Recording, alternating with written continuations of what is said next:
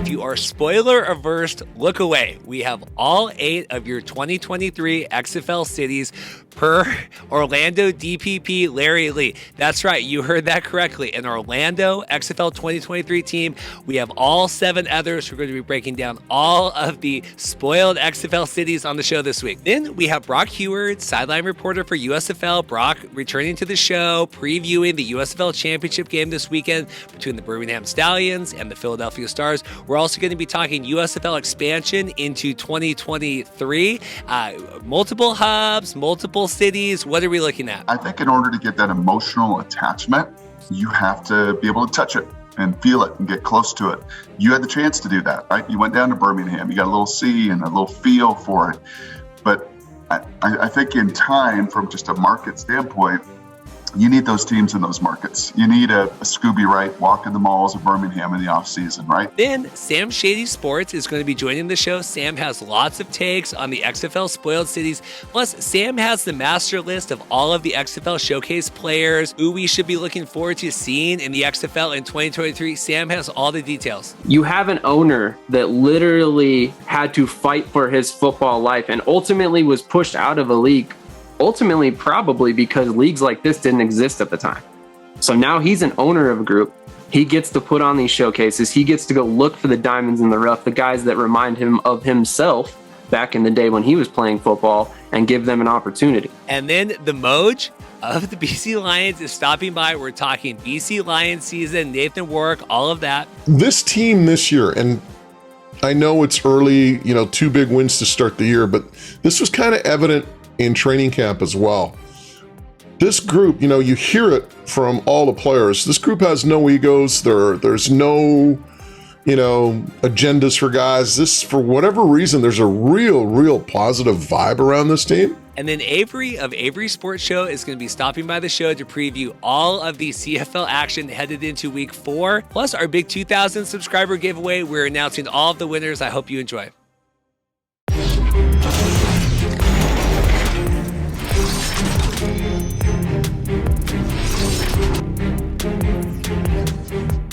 Hey guys, welcome to the Markcast. Reed here. Thank you so much for stopping by today. Do not adjust your television sets. You'll notice we're in a slightly different locale today. I am on my deck, beautiful Pacific Northwest, if I do that correctly with the camera outside here. My standing desk I normally record at is in need of repair. I have a new one coming, but that kind of throws a wrench in my wonderful backdrop I have set up. Plus, it's like 100 degrees here in Seattle, not really. So I decided to do the show outside. I think the noise is okay. I think the light's okay. If you're listening on the podcast, you might hear a plane flying overhead, but overall, I think it's going to be okay. I might do it outside all summer. Who knows? Dorothy's off of work, padoodling around the house, doing all those things. So sometimes it just makes it easier to do it outside here. A big, exciting show today. As I said at the top, all of the XFL cities spoiled in possibly the most crazy way. I mean, I guess we shouldn't be surprised anymore by anything that happens with the XFL, but we have Larry Lee, DPP of the Orlando team, on a random podcast with a former NFL acquaintance he has, basically just running down all of the cities, where the coaches are assigned and everything else. And the host of the show literally not having any idea that all of this was like treasure guarded information. So I'm really excited to break all of that down today. Like I said, we have Sam Shady coming on. Sam Just is his name. Sam Shady Sports. Really hard to say, especially with my list, but Sam's going to be coming on. We're going to be breaking all of that down. Plus, Brock Huard, our big guest this week. Brock returning to the show as he said he would when he joined us midway through the USFL season, previewing that, talking USFL expansion. Brock has some interesting takes on the XFL as well. Brock was involved with them back in 2020.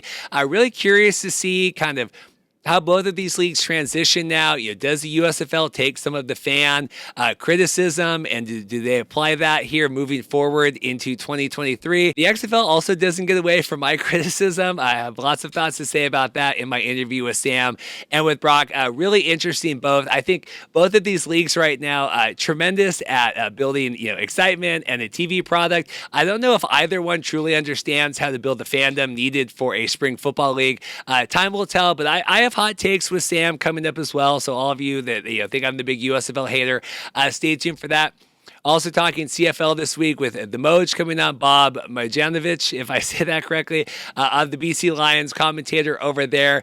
BC is playing today as we record this, so more general thoughts about Nathan Rourke, BC, kind of where does this fit into the CFL season. And then we have Avery of Avery Sports Show coming on. We do more of a deep dive into week 4 weekend as a whole.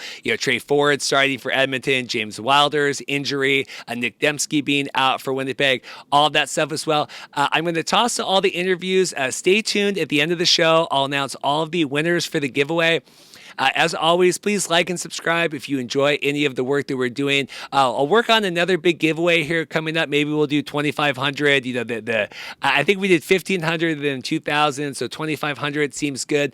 The other breaking news before I let you go, I just purchased my flights and hotel for the XFL Arizona showcase coming up. July 22nd is when that's going to be. So look for a live show that week. I think Andrew Murray, you know him from a lot of our streams and XFL interviews, joining Matt Lyons as well. We'll try to get if any of the other XFL News Hub writers want to do that. But so it'll be next week is episode 100, then it'll be episode 101, and then the week after we'll do a live show that Friday, I think from Arizona after the showcase. So thank you guys all for your support. Stay tuned at the end of the show to see if you won, and thanks a lot. Well, I appreciate, as a man of his word, we met earlier in the season. Brock said, I want to come back on. I'm not going to be in Canton. I have to work all weekend doing weddings. We have Brock Huard here. How are you doing, sir? That's messed up, bro. Why aren't you going to be in Canton? What kind of work do you got to do? It's a lot more money to film the weddings than it is to pay the thousands like I did to go to Birmingham. Okay. Well, could you tell the wedding people, hey, what do you think about moving it to the 4th of July? How about a 4th of July wedding? Do we really need to do it on a Sunday? I need to get on the Fox payroll. If I could have the RJ Young, if I could have that deal and be on there and get flown out. But, how are you? We talked mid-season. Now we're through playoffs. My Stars have made it to the playoffs. Birmingham, there. General thoughts. Just first off, overview of the season. Overview of the season is I would echo something that Mike Mulvihill at Fox had mentioned to, I believe, the New York Post this week, and kind of summation of the 42 games, right? And that is the level of play was better. Quality of play was better. Got better over the course of the year. Adjustments were made to the football. Adjustments were made to the clock. Adjustments were made to the roster. This is what happens when you own a league. When Fox owns a league and understands how important the product is, players understand, by the way. I think that's a big part of it. I worked the first 5 weeks, took the next 5 off because I just had, like you, weddings and life and all sorts of stuff. And then came back last week and we'll work the championship game Sunday. And I purposely on Saturday before the game spent time with coaches, players, kind of asking them read that question. Just what do you think? How did it go? What did you like? What didn't you like? And it was much more affirming, incredibly more positive. The players bought in. I think you've seen that in the social media world as seasons have ended, how many of them just expressed their gratitude. I'm so thankful for this league. And I'm on that sidelines embedded. And that is what I felt for what will be my 7th and final week, being really embedded on those sidelines. I have felt that all season long. And neat to see when you own a league, you're like the competition committee in the NFL. If something's wrong, fix it, right? Mike Holmgren would always say, fix it, Huard. And they were able on the fly in the midst of the moment, fix some of those issues the league had early. And I think the product's benefited because of that. A lot's been made getting to the end of the season, completing the season, right? That was the number one concern here, right? Everything else, attendance, TV ratings, everything. And now we've seen, as Eric Shanks came out, talked to Sports Business Journal, hey, we're getting ready for season 2. We're talking expansion. Ad sales are already going through for next season. So just by virtue of them getting to this point, do you think that also has helped just the public perception, both on and off the field? Yeah, I don't think there's any question. I think last time I was on here with you, I shared some stories of working the AAF's last game with Johnny Manziel, Mike Singletary losing his mind on the field, and never got paid for that, unfortunately. And I didn't work a lot, but I did happen to work, I think, first and the last weekend of that. Was around for the XFL, watched that, and, that felt a little similar to this. Like, this thing has momentum. This thing is going, and then obviously the pandemic crush that, and we'll see whether or not that ever gets a reboot. I mean, I think what this exercise taught me is, man, it takes a mountain of invested people, right? A mountain of invested people, coaches, players. I think the supply chain of coaches and players is pretty strong. I think there's a lot of guys that want to continue to get to play. And as NFL Europe dissipated, as the Arena League has been diminished a little bit, like there's definitely, Mike Riley has said that to me just about every week. There are players that these leagues are built for. Mike knows it better than anybody because he's coached in just about every single one of them. So it takes a mountain, besides just the talent, it takes a mountain of people on our side of it, on the production side of it, on the running the league side of it, on the marketing side of it, and obviously a mountain of money to make it happen as well. And so nice that Fox is going to do this. They're going to step forward. I think they're going to be able to raise the capital. I think ad sales, I think TV ratings when it's been on Fox and NBC are pretty clear that the product's pretty good and people will certainly want to watch it. Yeah, talking, expansion for next year, right? Eric Shank said, 2 to 4 hubs, whatever that is. Obviously we have to address the Birmingham issue of it. What do you see as ideas that you would like to see the league explore going into next year? Yeah, you would love to just see some of those fan bases, right? So in Canton last Saturday, there were some Stars fans wearing their gear kind of by the tunnel and cheering them on. And were they from Philly? Were they from Birmingham? Who knows? But I think in order to get that emotional attachment, you have to be able to touch it and feel it and get close to it. You had the chance to do that, right? You went down to Birmingham, you got a little see and a little feel for it. But I think in time, from just a market standpoint, you need those teams in those markets. You need a Scooby Wright walking the malls of Birmingham in the off season, right? You need a Case Cookus in Philadelphia. In playing in a stadium there that's maybe conducive to an audience and to the size of it. But for those people to get to know, man, I really like that guy. I like him from afar, but now that he's up close and personal, I really like that guy. I want to root for him and have an attachment. So I think in a perfect world, you would love to see these 8 teams in each of those locales and have their own little stadium opportunity and maybe their own owner investor that is put his share in. What that looks like, how it's all sorted out, how much the Fox ownership wants to distribute that. Those are decisions well above my pay grade that I don't have the time or the margin or the intellect to try to figure out as well. But I think in time you need fan bases, you need those locales, like we saw with the Seattle Dragons, like I saw with the St. Louis Battlehawks. I like those teams that just have a bit of just an attachment to those guys because of proximity. I don't know in terms of your work and life and all that stuff, but if you were asked to come back to the USFL next year, would you be excited to do so? What'd you say, Molly? I can't work 2 seasons? Okay. Yeah, that's my wife. She heard you read. No, I do love this league, man. I love the access that I get. It's so unique. It fills me up to get close to those guys, to have relationship with them. It is such a, I've had some sideline reporter friends of mine that text me super jelly, right? Because of all of the access that we get, unparalleled access. So, I loved it. Yeah, I loved it. From a familial standpoint and raising kids and life work balance and all that good stuff. That's the only challenge. I'm curious, and I don't want to get too off the USFL wagon here, but we're talking, XFL, and even last night we had Larry Lee, that's one of the DPPs, leaking a lot of the city names and stuff, right? They're ramping up. I'm curious what you think, having lived through both. Obviously, this one's going to be different, XFL 2023, but what does the USFL offer that the XFL is not going to, or what could the XFL offer right now that the USFL is here going into a second season? What could they offer? Where do you see the market for those? Well, I think the USFL showed what an incredibly strong ownership group does. And when it's NBC and Fox working together, what you're capable of doing, the product, everything we talked about, that opening question of footballs, of running clock, of roster size, of all of these things. And you heard Gerald Johnson say that, that, man, we're going to be so much further ahead starting season 2 than you are, because you have to live and learn and experience. And so when you have people that have done it, people that have produced it, people that understand it, people understand the league, as I think Fox does with this USFL, it gives you an enormous head start, an enormous ramp. I don't know what the XFL is going to do. I don't know who their ownership is going to be. I don't know how many of them are going to be willing, to cut the checks and spend the kind of money. There's a lot of people. I remember this in real estate, doing real estate development. Oh yeah, this is a great project. This is awesome. Let's do this. Let's go for, okay, put in ante up.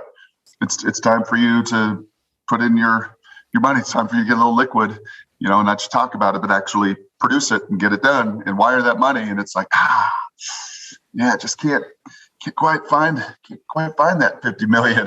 I thought I had it. I thought I was good for it, but the loan didn't go through, or my leverage fell apart. So until those pieces are put in place and you see the real players actually anteing up and contributing, then we can have that conversation. I think it is still very much in the, we would love to do this, and we got these coaches and we got these teams and everything else. USFL's done it. We've got to the finish line for the first time in decades and decades. And until others do that, it's hard for me to really kind of project and see where it's going moving forward. You've seen the talent, right? And it's been great. Great football, like you said, gotten better each week. Do you think there's another 8 teams worth of guys that are going to fill up those rosters on the other side? Very hard up front. I mean, that is the hardest group. Are there enough receivers, corners, safeties, running backs? I think there's a pretty strong supply of those. When you talk those big humans, the really unique ones that you don't photograph very often, that are like 6'6", 320 and athletic, most of those bodies are in the NFL, on NFL practice squads, and are, they turned over every rock to try to find those guys, because that supply chain is the slimmest. So that's the hardest part. Talking to the coaches, and I've got a few friends of mine that are on these staffs, and O-line coaches in particular that are on these staffs, and they would tell you that is by far where the supply is the slimmest and the hardest.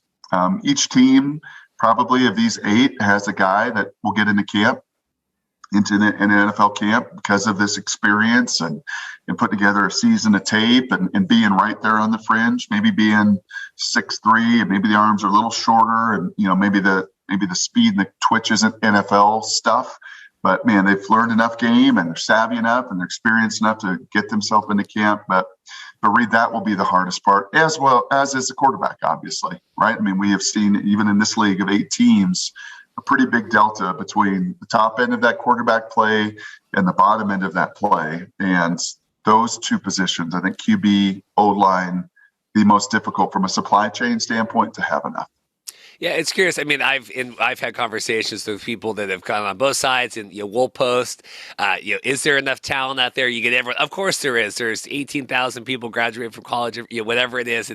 But it's filling a lot of those key positions that I don't think that people think through all the way, especially the offensive line.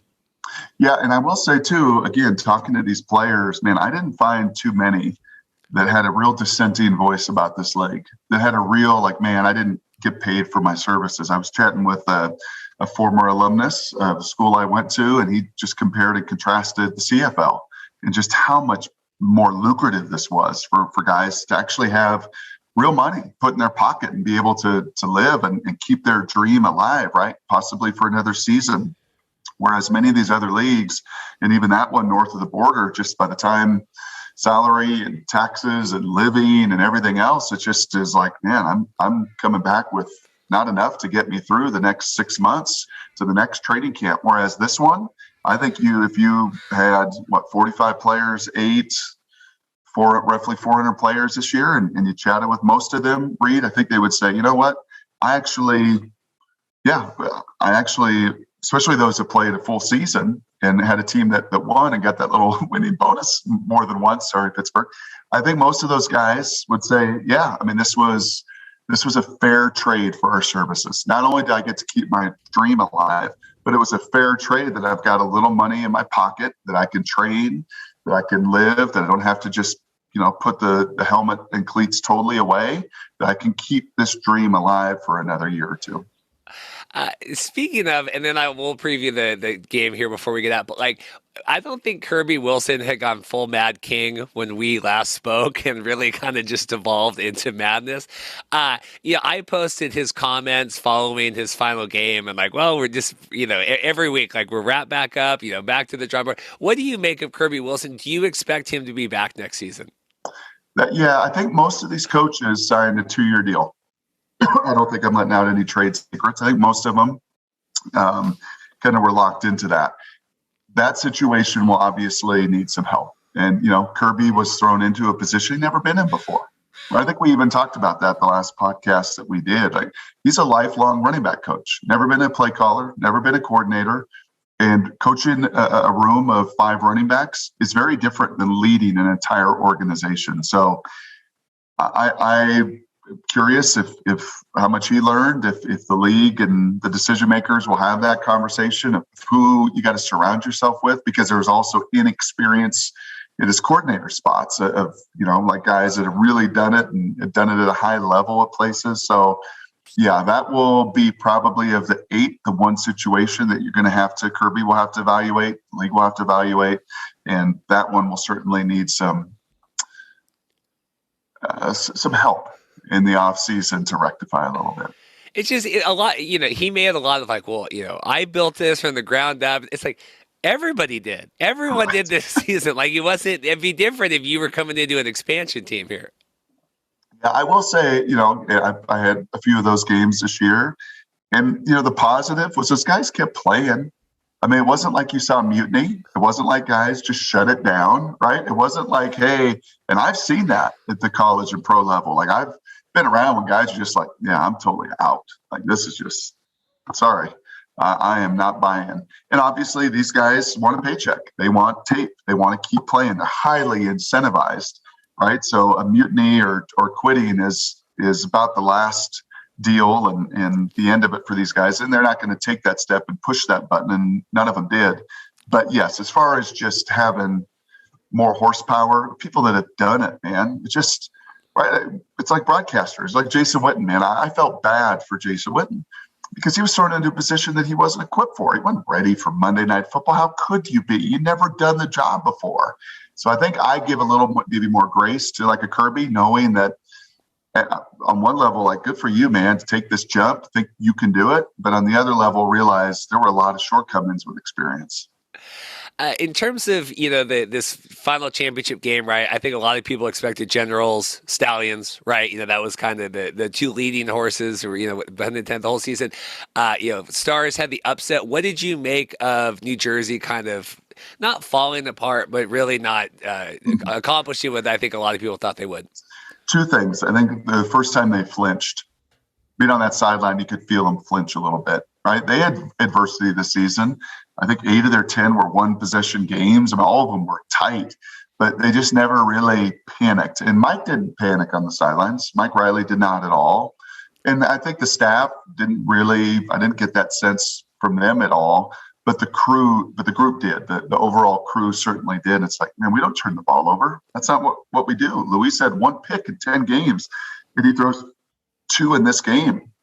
Right? They had 0 turnovers in 2 games against Philadelphia, and all of a sudden you have 3 of them, and you get stepped on 4th down on a call that, boy, that worked all season long, and it didn't work this time. So I thought they flinched a little bit.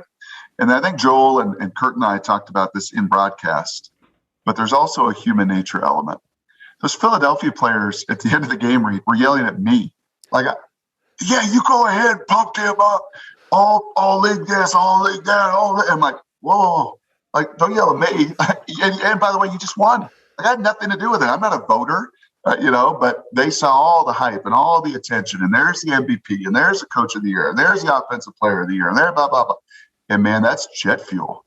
Right? You live in the Northwest. You saw that with the Seahawks. How much did they use that for years? And even when they were the top lion in the, on top of the mountain, like they still barked about it. Like, yeah, you disrespected us. You don't. No, Seahawks, you're good. You're the Legion of Boom. You got your name. You don't really have to try to drum it up. But that was their nature to do it. There was no drumming it up. Like, that was the reality. The Generals were favored. They had everybody You saw Turpin kind of chirping when he wasn't getting the ball, like, come on, man, I'm the MVP, right? And yeah, you felt that. Ahmad Dixon, the safety for the Stars. I wish we could have him mic'd up and use his sound, but I just don't think there's enough bleeps in the technology to make it work, because that guy is a live wire, beginning to end, pregame, offense, defense, special teams. Like, he was the heartbeat of that team. And I'll be curious. He got banged up at the end with Victor in that collision, and the whole team got banged up. They were the walking wounded leaving Canton last week. I'll be curious to get a feel real early whether or not they've got that same electricity, because you're not playing the MVP. You're not playing the Offensive Player of the Year. You're not playing the Coach of the Year. You're not playing an excellent Birmingham team that is more balanced, that's more efficient, that does things better than you in key areas like the line of scrimmage. So I'll be curious to see if they can match that electrical charge they had Saturday. No, I mean, that stuff matters. It's good to know that they got heated about, not getting those awards and stuff, because the alternative is true too. I think New Jersey got a lot of hype, in their head about that. So it's good. Birmingham and Breakers, I mean, didn't really seem like a fair contest, right? I mean, Birmingham kind of, any thoughts on that before we get to Stars, Birmingham? Yeah, Birmingham's just stable. Right. And I think when you're the home team and it's in your backyard and you do have fans, but from beginning to end this year, I've had them. I think this will be my 6 of 7 weeks that I've worked. We've had Skip and this crew and gotten to know those guys pretty well. And yeah, there's just not really an inefficiency that they have, right? Offensive line, defensive line, they get after the passer, they run the football. I think Jamar's up and down, and he's not the most accurate guy, so the passing game can kind of hit and miss and hot and cold because of the QB accuracy. But they are, they showed it. They're built to win. That's why they've won 10 of 11, and why it wasn't a surprise that they found a way. And a funny story, I'll give you a little nugget. So we did our game, and then the concert with Trace, and we busted out. We all had early flights Sunday morning, and we busted to a sports bar in Cleveland by the airport to watch the second game. And it was so funny. We're sitting there at the dinner table, and it was before Victor Bolden, and maybe because we just watched 2 return touchdowns in our game, they were kicking off to Bolden there the minutes ago, and before half, I'm like, I think he's going to house us. Like, I think it's going to be a house call. And so he breaks the first wave, and our whole table's like, oh, and he breaks the second wave, he's gone. And I just got up, finger in the air, and I'm out. I think I should leave on that. I don't think I should come back. I am done. I saw that one coming on the field before the game. So I don't share that just to brag about myself, though, a little bit.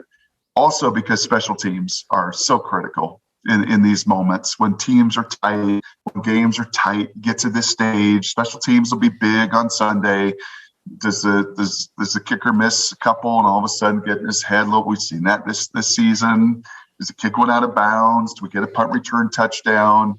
Philly's just kind of that dangerous team that, man, if you let them hang around, they've got enough juice in spots, turnover, special teams, that they may just come up and beat you as they did to the Generals. And that was my feel. I didn't feel like New Orleans had enough of that, they were going to really threaten Birmingham. Whereas Sunday night, you better be careful, Birmingham. Better not turn it over, because this team makes you pay more than anybody else in this league. When you turn it over, their points off turnovers are by far and away the best in this league. And then, oh, by the way, they just got a little sense of belief, right? Case Cook has got a little sense of belief. Bart Andrews has been around the block a time or two. As I said, Ahmad is nuts on defense. So you better not let them hang around, or they may just come up and get you like they did the Generals. Yeah, it's the 3 facets of football, right? With special teams. Don't tell Aaron Rodgers that, special teams matter, Right. I mean, it's you can be all this with other stuff. So, last question for me. So who do you take this Sunday? I mean, obviously you have your objective where we're not swaying the polls, but I mean, I don't know if I see Philly getting another upset, right? Birmingham, and like you said, they won even without their hometown fans. They won in Canton. A lot was, they had question marks for that. I mean, what do you make of this final game of the season? I mean, both of these teams do what they do, and you saw that a week ago as well. Like, all 4 teams played their styles. There really wasn't even a Philadelphia, New Jersey back-to-back weeks It wasn't like they got into formations that were unfamiliar. Where's that personnel group? Because you can't, right? There's 45 guys. So you do what you do. Both these teams know each other. They played against each other. So I don't think there'll be any surprises in that way. Philadelphia spreads it. That loss of the running back hurts. Colburn, and you felt that. You felt both teams. I don't know what you were able to see on TV, but both teams came out. I remember Case running to the sidelines after the injury because he could hear Matt on the ground just in severe pain. And I think at that point thought it was a torn or broken leg. It's a high ankle sprain. I don't think any chance that he's going to play this week. That's a huge loss. They don't have a replacement for him and his productivity. So if he were in there, I would almost say pick him, to be honest with you, because they're going to score some points. Birmingham isn't that elite defensively, and the way they create matchups and Philly's O-line with the new additions last few weeks has played better. Without Matt Colburn, it's going to be tough. You're going to have to win the turnover battle, not +1, but it's going to have to be +2 and a special teams play. And I think one of those kind of games if they're going to get it done. But, you're a Philly fan. And you know what it's like. Again, I'll come back to human nature. Like, we got nothing to lose. Nobody's picking us. Matt's out. Channing's probably out. We got some of our stars, no pun intended, that are out. And nobody thinks we can do this. So, heck, we got 60 more minutes. Let's do it. Let's go get it done. And when you're playing with some of that house money versus Birmingham, that's 10-1. It's favored. We're supposed to do this. We're deeper. We're healthier. We've been more efficient, more effective. We're better at the line of scrimmage. Push comes to shove, though, that line of scrimmage usually wins titles, and that's why I'd give a lean to Birmingham. I just, either way, it's like, where does the asterisk fall this season? If Birmingham goes almost undefeated, loses, in the championship game, like, is that the asterisk, right? They needed the hometown. If Philly wins, I'll be curious to see. But, Philadelphia has been in every USFL championship game now. So we won't talk about that, but it is an interesting statistic nonetheless. So. Well, they're red hot, too. I mean, down the stretch here, obviously you looked at 9-1 and 9-1 and thought they were the hottest teams. Winning 5 of 6 down the stretch for Philly. So in a league like this too, every league, right? The NFL is all about attrition. Who do you have left? Are you playing your best, when it matters into the playoffs and the Super Bowl? You see it in the College World Series. Ole Miss was the last team to get in, but they're playing their best ball when it mattered the most. The Warriors played their best ball when it mattered the most. The Avalanche just won a title the last 2 weeks of the regular season, all banged up, beat up, rested guys, but they started playing their best when it mattered the most. And Philadelphia's doing that, and you sense that. I just, from a just visual standpoint, man, when you lose guy after guy, and that tent at one point was full, the injury tent, there was no room in the inn. And it was some of your best players that were stuck in there. So I'll get a feel for that pretty early, Reed. I think the first 5 minutes, I'll feel, is this fake electricity? Is this fake, okay, let's get pumped? Or is this what I felt last week, which was, wow, human nature is on the side of this team, and they want the throats of those other guys. We'll get a sense for it, I think, pretty quickly. Well, Brock, I wish you safe travels. Thank you again for coming on. I appreciate that. It was great. I know fan favorite here. So thank you again. And like I said, have a blast this weekend. It should be fun. So will you have the game when you're shooting a wedding? Now it's my turn to ask you. You're shooting a wedding, right? Sunday? Is the wedding over by the time the game comes? Talk to me here. Yeah, so I have weddings Friday, Saturday. So I will be watching the game on Sunday, but we have 3 weddings. I will tell you though, I'm a CFL guy too, and I've watched many a CFL game with my phone mounted on my camera watching it. So I try. I do my best. I get a lot of flack online, but I do my best. But yes, I will be watching on Sunday here at the Homestead. And your gut? I think it's Birmingham. I'd really like to see, obviously just Philly and knowing the guys there, but so many of the guys, even I knew, Brian Scott's off now and Mangel's gone and, Matt Colburn's hurt. A lot of the guys but I still am rooting for that team. That's the jersey and everything I have. So very cool, man. Awesome. Thank you, Reed. Good times as always. Thank you, sir. Appreciate it. You got it. Well, I'm excited today. We have Sam Just here, Sam Shady Sports on YouTube. Sam has joined me for a lot of the live streams we've done of I think we did the USFL one of the drafts, all this stuff. But now we have Sam here. Sam has compiled a list of all the guys that are attending the XFL showcases. We're going to run down. Then we obviously have the big whoopsie daisy with Larry Lee releasing all of the XFL cities. We're going to run down all that stuff today. Sam, how are you doing? I definitely can't complain. Thank you so much for having me on, Reed. Well, this is good, and I mean this. I was thinking about this, waiting for you to hop on. You were on the same time that we had Josh Davis, RIP with News Hub, and I mean this where I think that you, and this is no disrespect to any of the other guys that are covering this stuff, right, for News Hubs, but I think that you, in terms of like getting in the niche with all of these, like MLFB, FCS, really getting these guys stories right, sharing them. You're doing your own YouTube stuff as well. I think you're really carrying on that torch. I think Josh should be really proud of the work that you're doing. So I wanted to compliment you on that before we start. Thank you so much. I mean, I unfortunately didn't get the chance to meet Josh, but I've heard nothing but good things. And I've told you guys before that I found a lot of his articles when I've been researching stuff for myself. And just seeing that alone, I kind of wish I had gotten the chance to connect with him because he seems like a great writer and an amazing dude overall. You guys all speak very highly of him.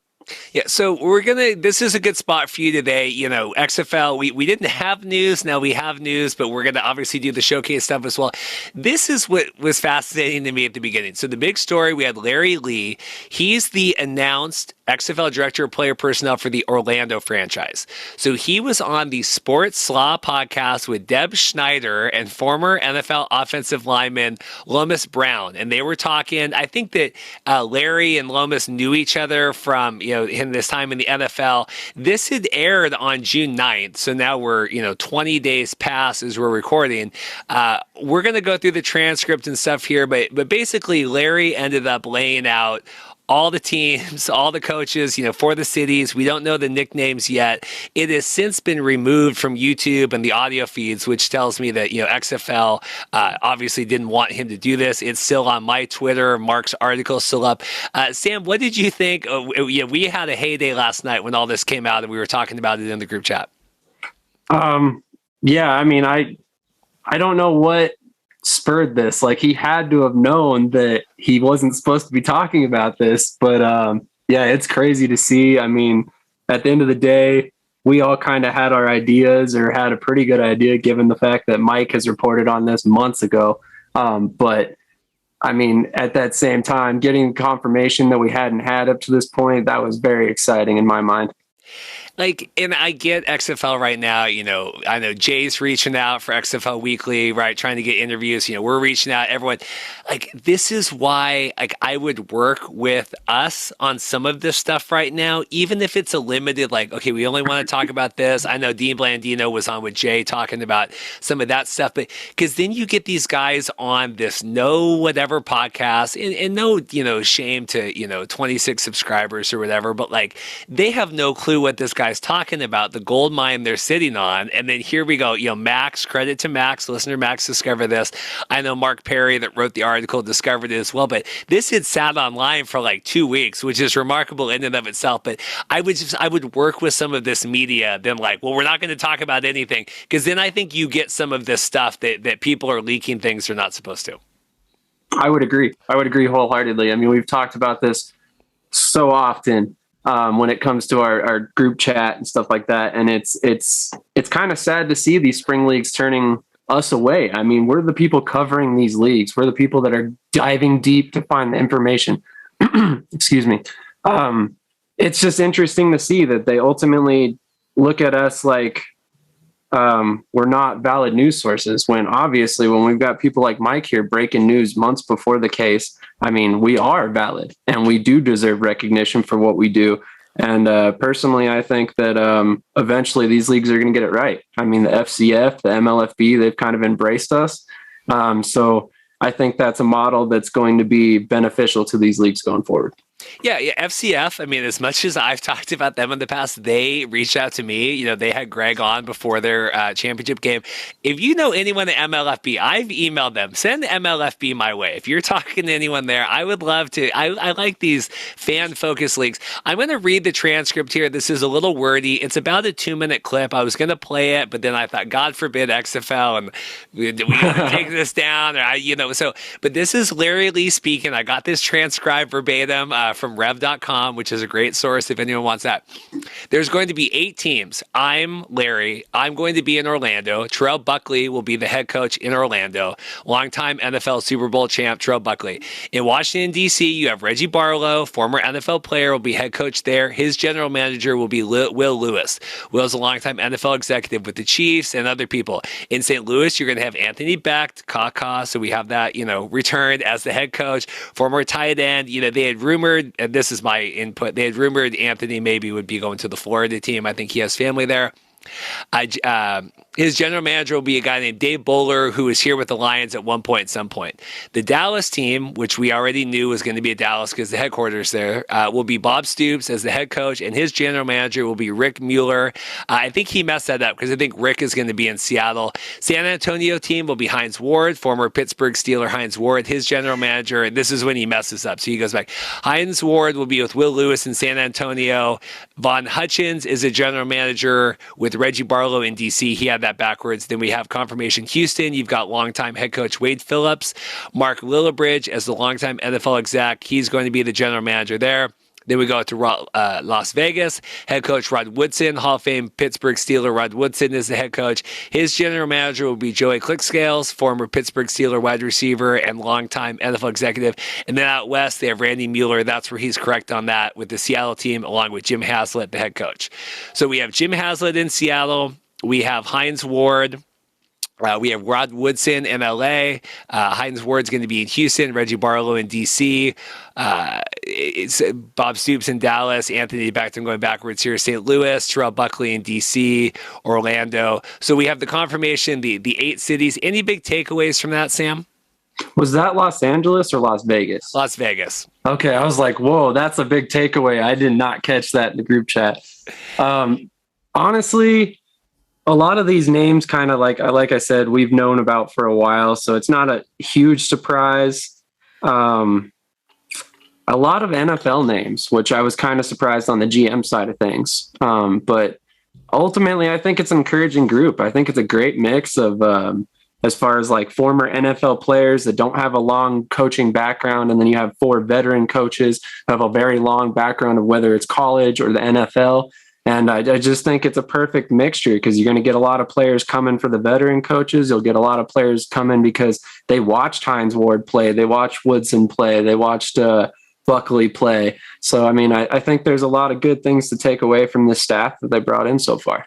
Yeah, so just to run it in, Orlando, D.C., St. Louis, Dallas, San Antonio, Houston, Las Vegas, Seattle. It's funny to me because even when I tweeted this, people said, 3 Texas teams. Mike Mitchell has been reporting 3 Texas teams literally the whole time. San Antonio was the first city that we ever had leaked of any of that, and then Orlando soon to follow. So it's funny to me that people...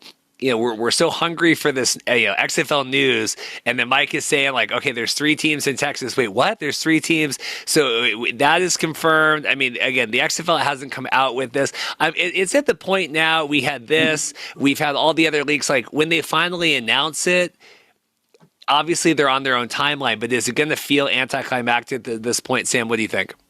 Yeah, I think so. I mean, with the fact that Mike reported this months ago, I mean, like at this point, like we're talking about right now, to me, there's not really a whole lot of juice left. I mean, we've known about it since April. So, I mean, it's cool to see all the names finally confirmed. But at the end of the day, no, I think at this point, it's kind of just a lukewarm reception of what we already knew. And I'll put up I'll screen grab Mark has a great article up on XFL News Hub. I'll screen grab it just so you can see all the placements of all this. Again, we've known some of the pairings, right? They hired the DPPs, the OCs, but it's getting the confirmation with the cities, with that, right? With Jim Haslett going to be in Seattle, right? Presumably, Dragons, whatever that is. Mike's still... really not, I don't want to say wishy-washy because that makes it sound like he doesn't have conviction, but I think Mike is still out. The jury's still out on whether these teams are going to get full-on rebrands or not. I could definitely see them keeping these 8 cities and then bringing in names that maybe are more fitting with the culture that the Rock and Danny want to do. Like I've said before, I don't know if like the Roughnecks, fits with whatever this new woke, XFL that we want to be in 2023. I mean, would you be surprised if any of the 8 teams did not come back, say for maybe St. Louis? No. In fact, I think you're 100% straight on the arrow there with Houston. I don't think they'll be the Roughnecks in 2023. I could be wrong, but I think there's a lot of different reasons why you don't necessarily want to run with that name in 2023 and beyond. Other than that, I think I could see Seattle changing, but that was such a popular team in 2020. It would be a hard sell there. It'll be interesting to see what Orlando comes back as, given that they were in Tampa Bay before. So ultimately, no, I don't think it'd be too surprising. It's just weird. As soon as they did that rebrand and the logo, I said none of these logos fit with what it is. I mean, the Seattle Dragons, the alternate logo, the S kind of, they had the stylized of that. St. Louis had a really cool alternate logo for the Battlehawks. But a lot of these logos just don't even fit with this minimalistic. I mean, we've seen the leaks of the ball they've been holding now. The XFL ball looks really minimalistic in a way that I don't like. I've never been a fan. It's funny. I get, you're USFL or you love the XFL. Like I've been down on the rebrand since the second on the live stream when they came out with all this. I didn't like it, but not a lot of this fits with that, and I'll be curious to see the language they have going forward, kind of the style language they have, especially if they're bringing in this high market brand that already did the revamp of the XFL and the Together, and we have all these core pillars that we're working off of, and to see what they come up with the team cities, the nicknames, I think is going to be very interesting. Absolutely, I 100% agree. That's going to be one of the biggest pieces of news we get this offseason. So definitely interesting. Yeah, that is the thing now. It's not even like the cities, because and I do think it's going to be poo-poo that way. I mean, maybe we get it, this week in August. We thought presumably between the showcases, right? They have there's a 2-week break now between when they did the first 3 showcases and the next 3. People thought, okay, maybe we're going to get team news then. I think it's going to be August. Then maybe you get the nicknames in October. But I think that August news drop just continues to get watered down with all this coming out. But who do I know? Maybe the casual fan, like I said, 3 teams in Texas, maybe they have no idea what's going on, and we're all just spinning our wheels here in the meantime. But it is fascinating, especially the fact that they took down this podcast. I have to imagine the Sports Slaw podcast with Deb Schneider and Lomas Brown. Like, I couldn't imagine the email or phone call or letter they had to have get. They must have been terrified to take this down. No doubt. I mean, if that's for a podcast, like you said, that has 26 subscribers, that's gold for them. That is gold. How could they possibly want to take that down? So yeah, I mean, I'm sure that was disappointing for them to hear, especially when they realized exactly what kind of information they leaked out. But it's kind of the world we live in, unfortunately. It's like they have the podcast, right? Jim Munoz, right? He's one of the execs at XFL, and he has that podcast with, I can't remember the guy's name. That was another kind of YouTube show. They are sitting there at a bar drinking beer, and he said, oh yeah, like I'm going to have all this XFL inside knowledge, and we're going to bring fans along. And I haven't heard 2 peeps about any XFL stuff coming out of that. And I think that someone heard them say that on there and said, you guys have got to be really careful with what you put out. Because he was talking on there like, oh, we're rewriting the rule book and we don't even know if we want to keep the extra points. I mean, he was really going into some scary stuff, I thought, and that silenced up pretty quick as well. I don't like that. I don't get what the XFL has to hide. I would embrace any fan speculation and involvement at this point. Absolutely. I mean, I don't want to put words in your mouth, but I think you were the one that said that the XFL and the USFL would benefit from almost like an Adam Schefter type, a guy that you can, leak that information to on purpose, so they do put it out. I mean, hey, maybe it is, you call up a mic, but who knows what that situation is. But ultimately, I think that's something that does benefit the NFL. The media coverage of the NFL is unrivaled. And that's one of the things that helps them be so relevant year long, because you have guys covering them nonstop. They're looking for every little piece of information, whether it's player moves related, coach related, whatever it is. And it just really hasn't happened on a wide scale with the XFL, the USFL yet, but I think it's a market that we are all trying to tap. And it's a market that's definitely there. It's just for fans to realize which news sites and media outlets they need to be following for the correct information, I feel. Last point on this, not to belabor it too long, we'll get to the showcases, but it's interesting. I reposted, there's been a lot of USFL news this week, right? I talked with Brock Huard. I think we'll place this interview after Brock's, but talking about USFL expansion, right, and moving into 2 hubs or 4 hubs. I had my interview, Paul and I's interview with Brian Woods. This was pre-Spring League, I guess, May of last year. So, 13, 14 months ago before they had that kickoff. And Brian was talking about, bringing the Spring League to Fox, working the hub, and then moving to 2 hubs. Because remember, they did the North and the South hub. And I thought it was funny in that interview, Brian goes, I feel like we're in a much better position here in the hub, working with the one city, getting that involvement, right? Then we branch out, add another city. And he said, the XFL, if they were to come back in 2022 right now, they have, you have a little bit of remnants holdover from the old XFL, but they really don't have any local marketing at all. And, here we are 13, 14 months later, and they still have no local marketing. I was in Las Vegas for vacation last week. I wore my XFL stuff around the whole week. I didn't have one person ask me about anything. And I'm like, God, this is a city that's going to be hosting an XFL team in 7 months. Like, that's interesting to me that is where we're at right now. Oh, I wholeheartedly agree. It's so crazy to see. I don't understand what market research or what companies are telling these leagues to do this, but I mean, to completely neglect the markets that you're trying to represent is just asinine. It literally is the craziest thing I've ever seen. And we've talked about it ad nauseum, so I'm not going to go into too much detail here, but basically, yeah, it's insanity. They don't understand USFL too. USFL understands how to put a TV product on the air, right? It's crisp. The cameras look great. Announcers are great. This technology. They do not understand how to league build and work with the fan base. It was clear when they didn't want to live stream the draft. It's clear when they don't want to engage the fan podcast. It's clear when they don't want to engage the local media in anything except the Birmingham team.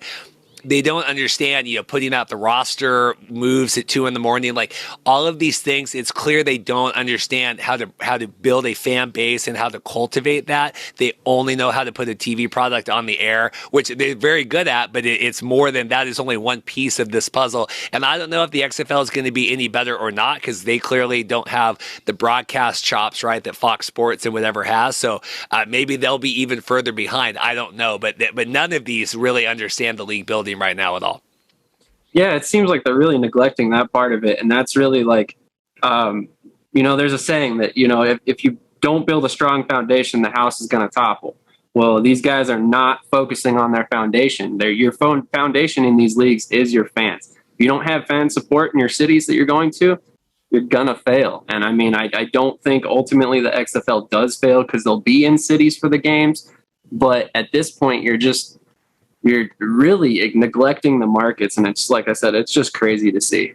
Like, they had that Hawaii showcase. Rock was there. Danny was there, because Rock obviously lives there. I did think Rock should have been at the first showcase just because it's the first one. I understand that he's not going to be involved in all this minutia day to day. But, I saw the videos. They come walking out, and, like, Danny's got this, like, custom XFL dress, like, breathe athleisure wear. I'm like, where did this come from? Like, so we have time to make this, right? Like, we're putting resources in. Like, I don't think that's for sale, right? Like, where are we? Like, we have this, like, you have the custom, we have the Rock has his weight belt. Like, we have these things that we're taking photos with on Instagram.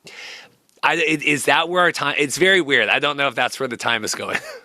Yeah, that is a very odd choice. I mean, I do like some of the things they've done, but yeah, there is some interesting choices here for all parties involved, USFL and XFL. All right, so we have the 6 showcases here. We did the 3, right? We had Hawaii, we had DC, we had, I should have had this up. Where was the other showcase?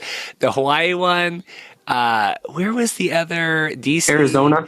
we have the Florida one. Arizona's coming up. That's the one I'm trying to get into. So we have the Florida one. That's where like the Greg Parks of the world went. We had the DC one. That was the kickoff. We had the Hawaii one. So then we have Arizona. We have the HBCU one, and then we have the Dallas one. So that makes sense. Dallas home field turf there. So we have 3 so far, 3 after. Sam, you have put together a list here. This is everyone that is attending, has attended, right, to the best of your knowledge. Obviously, people slip through the cracks. This is on News Hub. I'm going to link this on the YouTube, and the podcast feed. Incredible list here, hundreds of names, right? Talk me through what you have here, what you've accumulated. Man, this was a ton of work. I have been getting blown up in my DMs for months on multiple different platforms, but it's been a ton of fun trying to find out who was going where, what names were bigger than others, guys that I recognize from other leagues. And I really want to say that there's been some speculation that there wasn't enough quarterback talent. And I would argue that from what I've seen on the list of quarterbacks that I've presented to you guys and the list that I also have not added quite yet, there's some pretty solid quarterback play going to these showcases. And I ultimately think that it might shock us to see the kind of names and the kind of quarterback play we're going to get out of the XFL in 2023. My personal favorite is TJ Edwards. He's the current quarterback for the Frisco Fighters of the IFL. This guy is almost like a spitting image of a Lamar Jackson. He's a dual threat quarterback, 6 foot, 205 pounds, kind of thin. But he is definitely one of those guys you want to watch. He's very exciting. He's got his team to a 12-3 record, I believe, at this point. David Pendel is on this list. He's a former FCF and Spring League name. David Watford, Graham Kelly, both former CFL, Hamilton Tiger Cat quarterbacks. Tons of talent in the quarterback room in particular. Well, and what's cool about this list, and like I said, I'll link it, is you got everyone's name, date of birth, position on here, height and weight, where they went to college, most recent pro team, most recent pro league, right? So whether it's IFL, FCF, if they're a rookie here, we have the Spring League guys, and then social media stuff. I mean, I just think this is great. Like if you're someone, and this is what I was going to bring you on, even before we had the XFL stuff, is I know like Richard for real, right? Like he's one of our longtime listeners. If you're like, who the heck is going to be in this league? Who do I have to look out for? I know Jeremy is another listener, right? Like I want to go to these showcases. I want to see who's going to be a part of it. They're not open to the public. I think they should be. I don't know why we would do the work of doing the showcases without having them open to the public, because it's kind of a waste of money. Like they're like fly Danny out and everybody to Hawaii. But okay, that's what they've decided to do. So this is a great way that you can keep track of all this stuff.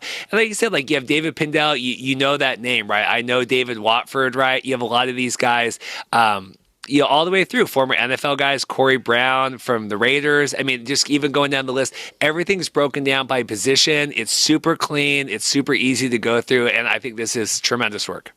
Thank you so much. I really appreciate that. It's kind of funny to say, but I basically crowdsourced this information.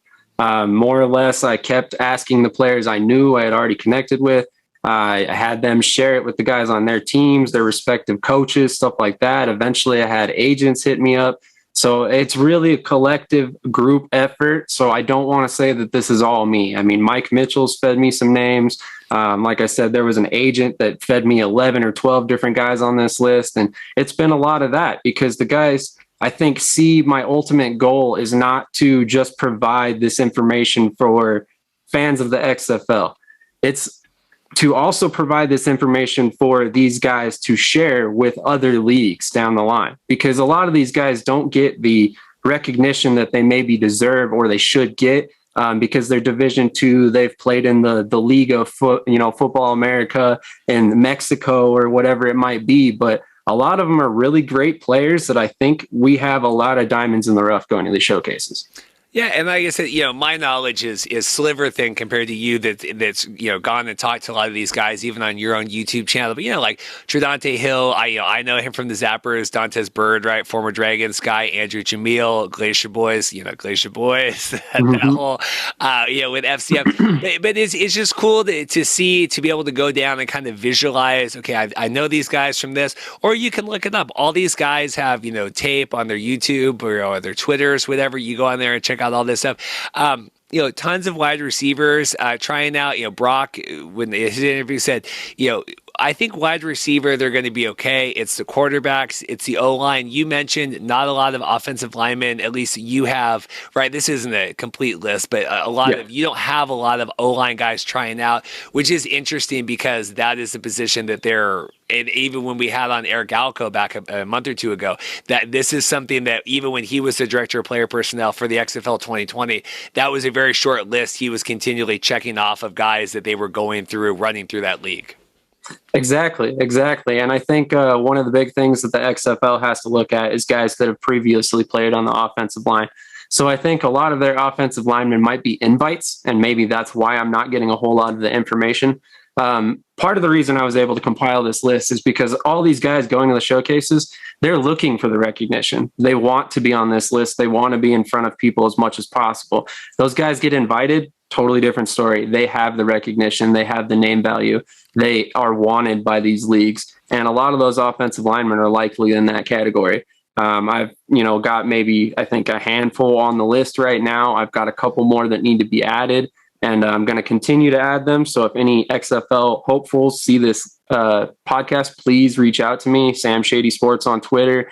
I definitely will get you added on. This is going to be a running list all the way up until the draft, and we'll hopefully get everybody who has attended these showcases on it eventually.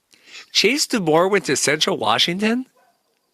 I hope so. That's incredible. No, we have some diamonds in the rough there. We got Eastern, right? We have Vernon Adams and the All-Star for the Rams. The all-star wide receiver for the Rams that won the Super Bowl. That was Cooper Kupp. Cooper Kupp went to Eastern. But looking here on the list, I like seeing a lot of FCF guys, right? I've had my critiques with FCF before, right, about the game translated. I'm happy to see that, right? Chase DeMore on the list. We have Rashad Payne on the list. I know him. Cool to see a lot of like Team Aoki, FCF on here, a lot of Spring League guys. I love seeing like the Conquerors. That was Avery Young, OT. That was his last professional team. I like that. It makes what we all do, I think, worthwhile covering all of these things and to see these guys move along. Because you're like, who the hell was watching the Spring League, last year? And it was, Brandon Silver's coming in with the Conquerors and, playing lights out. And like, well, that game matters now because like Avery might make his way to the XFL. I think that's tremendously exciting. Exactly. That's one of the big reasons it was so much fun covering the FCF this year, because it turned out that a lot of the players I talked to or interviewed are now on this list. I mean, Chris Barrett, I talked to him. He's on this list. Trey Dante Hill, I did an interview with him. He's on the list. Bryson Aline, I recently spoke to. Speaking of which, Bryson Aline is a guy I want to highlight on this list. We saw Kavante Turpin come out of the FCF into the USFL, and he ended up winning the MVP. Aline's got that same talent. I'll tell you that right now. He is the guy to watch in this XFL showcase list if I have one player to pick. I see we got a friend of the show, Ernesto Lacayo, on the list. That he went to the showcase or is going to the showcase? Who was that? I'm sorry. Ernesto Lacayo, longtime former co-host of the show. That's exciting. Maybe he'll be at the Arizona showcase when I'm there. That would be great. I believe that is where he's going because he's playing for the Arizona Rattlers right now. That would be, I would love to give Ernesto a hug. It's great. A lot of DBs on here, CBs. It's like you said, it makes sense that the offensive line would be a little bit more of an invite. Really thin list on that. But a lot of these others, you're worried about talent because, like you said, FCF or USFL has a leg up on these guys right now, right? They have a lot of these guys signed for the 2-year deal if they want to do that. I mean, XFL, actually, let me get your take on this. There's been a lot of criticisms with the showcases, right? XFL, like this is not how you build up. When USFL has taken so many of like the come to the top of your head guys, right, and gone through them, do you like this approach as a way to find new talent that maybe you missed and looked over? 100%. I do. I think it's a great idea. And in fact, I think people who are discounting these showcases are sleeping on the Rock's background. And this is something I've told players even. So I wanted to highlight this. You have an owner that literally had to fight for his football life and ultimately was pushed out of a league, ultimately probably because leagues like this didn't exist at the time. So now he's an owner of a group. He gets to put on these showcases. He gets to go look for the diamonds in the rough, the guys that remind him of himself back in the day when he was playing football, and give them an opportunity. I think Mike Mitchell told me right off the top of my head that 17% of the rosters in 2020 were built from showcases. I'm estimating closer to 25 this time around. Well, I think there has to be. I think just a lot of the guys that you would naturally go to are already with FCF. They're with USFL. They're with the CFL right now. It's good for the players and people. And I've never, in all my criticisms of the USFL, I've never criticized the gameplay. I've never criticized the players. I've criticized like Kirby Wilson, but it's always problems with the league, because I want these things to exist for the players to be able to be there. And it was the same thing when the USFL this week came out and said, we're going to the hubs. I said, multiple hubs. I said, that's why criticism and competition matter. Because if the XFL didn't exist and the people didn't complain all season about the Birmingham hub, they wouldn't be forced to make these changes in the offseason. So that is why criticism and competition are so important. And the XFL, whether you like it or not, whatever you think about The Rock, it's adding other places so that, God forbid, the USFL would have to pay these players more money next year or the year after. It's because they have options. Do I want to go to FCF? They're going to have to up their game with paying players in FCF if these guys are going to opt to the XFL or the USFL instead. Exactly. I mean, you took the words right out of my mouth. Quite frankly, I think that's a big issue right now that we see.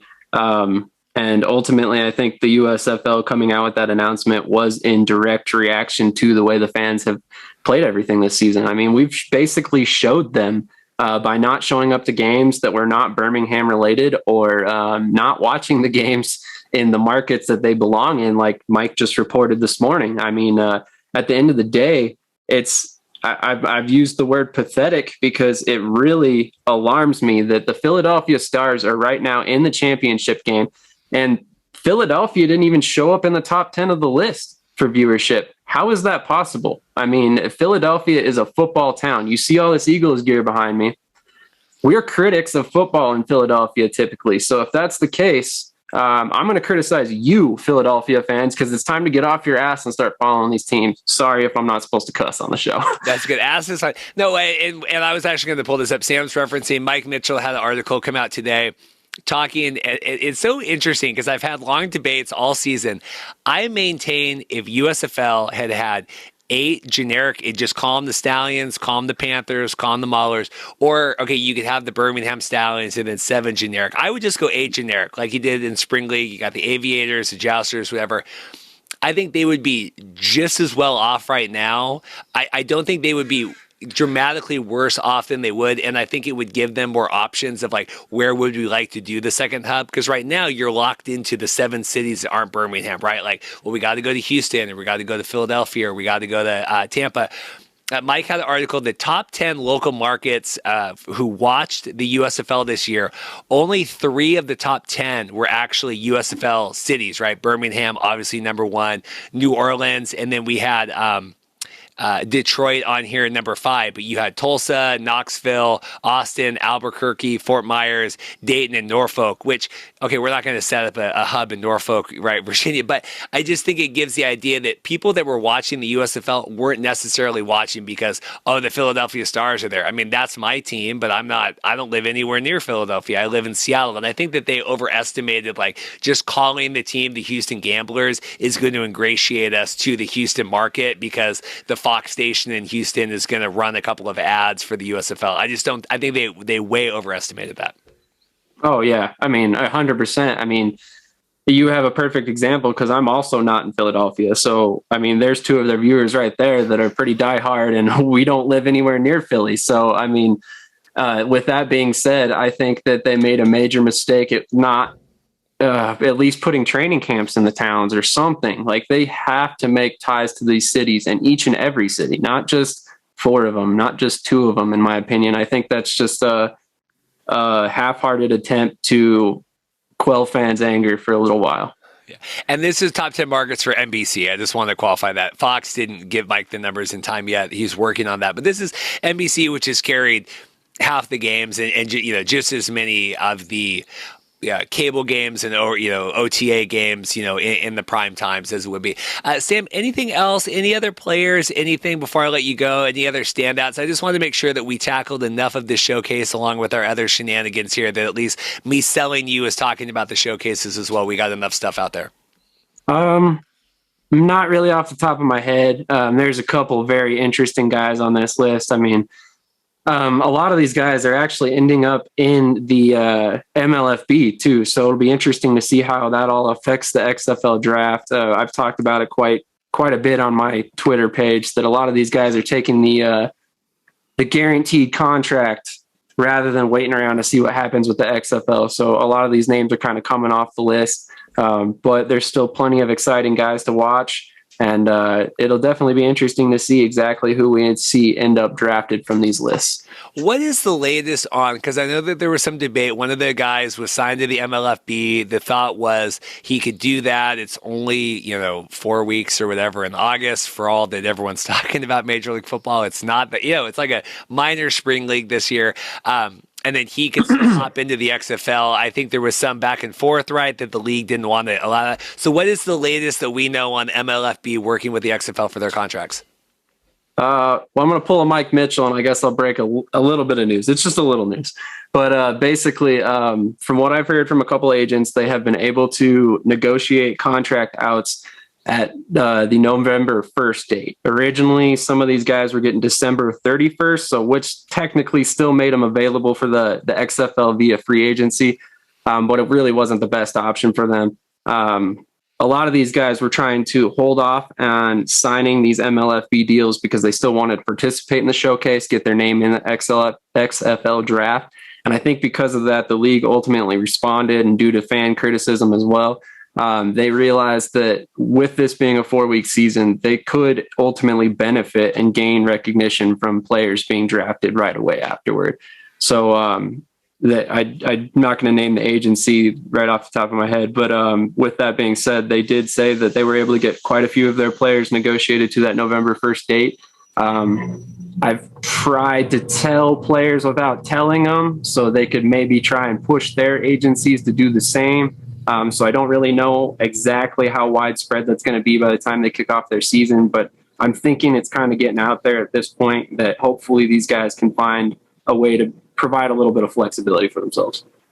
What do you know? Criticism, again, fair criticism has forced the league to make some change. So, I mean, this is why this is important, because if MLFB just said, we're keeping all these players, it doesn't matter. Like you said, it hurts them. If anything, it looks better to have a guy in MLFB get drafted to the XFL and then be a rock star. It helps bring visibility. These leagues all need to play well together. I know USFL, the people I've talked to there are very they don't want to talk about the XFL at all. Very interesting that way, but no, I think working together and criticizing when it's okay, I think is a good thing. Sam, you have killed it today. We've kept overtime. I appreciate you working with me and coming on and extended, but I think we talked a lot of stuff today. I feel good about this. Absolutely. And for the record, anytime you ask, I'm willing. So just keep that in mind. I appreciate you bringing me on, Reed. I have nothing but the most respect for what you're able to do on the show. And some of the guests you've been able to get on are just amazing.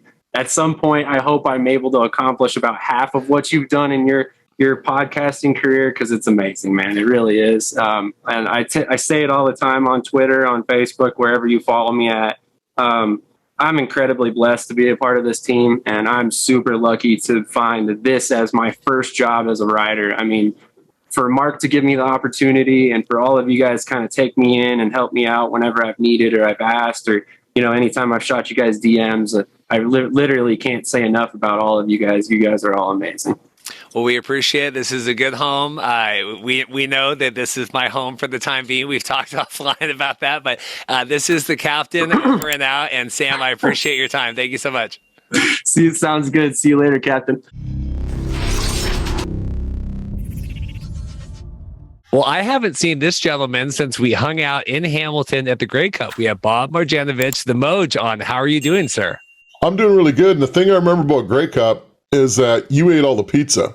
You're one of these guys with a hollow leg. So when we got up there was no pizza left. There was 6 pizza for about 20 people, and you took an entire pizza for yourself. It was hard. I should have eaten more because we got caught in the no Ubers or taxis line out of the stadium. We ended up walking like an hour and a half back to our Airbnb. So I probably should have had more sustenance. Yeah, but it was a good time. It was a fun time. We had a good group of people there, and we had a lot of fun. Well, this is good. We've been trying to get you on for a while since then, talking with you and Baker and everybody else.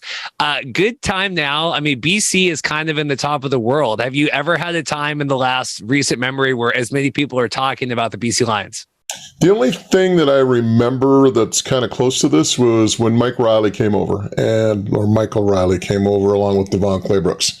When that happened, there was a real buzz with this team, but it was kind of an unsubstantiated buzz, and I say that because the team hadn't done anything on the field. It was just the moves that they made, right? And it's kind of funny because this year there was, going back to the Riley Claybrooks arrival, there was this huge buzz. The team went out there and just had a horrible year, right? This year, there wasn't really that much buzz about this team heading into the season.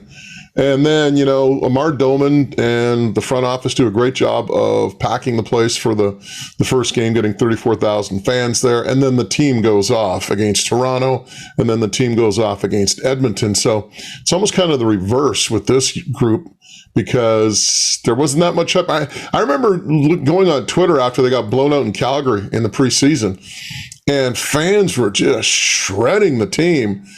And I kind of thought to myself, do you not know the fact that they only had like 3 guys that they brought on that trip that had actually started the year before? And all 3 of those players eventually wound up getting cut. Well, actually, no, Jalen Edwards Cooper's still with the team. But Keontae Harden got cut, and there was someone else. I can't remember the third guy. But it was just a group of rookies, right, that had never played the CFL game. So it's kind of like, just hold on a little. And then they played Saskatchewan at home in the second preseason game, won that. And, all of a sudden you're kind of going, okay, this is a little better. But still, it didn't give us any inkling of what we were going to see against Edmonton. And, even after the Edmonton game, people said, what did you hear? Well, Edmonton's not that good. They're not that good of a team. Well, Toronto comes in, and they played Montreal tough and wound up winning that game by good fortune, of course, with Duvall missing the field goal at the end of the game. So when Toronto comes to town, this is going to be a test, and, we'll see what happens here. And, we saw what happened. The Lions just basically annihilated Toronto as well. So, Nathan Rourke in those first 2 games, it's like a video. I've said it's like a video game with a cheat code, right? He's just been off the charts good. So we'll see. What do you attribute that to? Obviously he had the time last year when Michael was, in and out, and they had, some meaningful reps there at the end of the season, but why is he that head and shoulders better than it seems like Michael even was last year? Well, obviously it's still early, right? We've got an entire body of work left to look at. But number one, Nathan Rourke has an unbelievable work ethic. He's, one of these first in, last out type quarterbacks, which you want. He works hard, after practice, he works hard in terms of film study. I heard a story in training camp from Brian Burnham that he walked into Rourke's room and the TV was unplugged and it was in the corner. Right. You didn't even want to spend any time wasting time watching TV.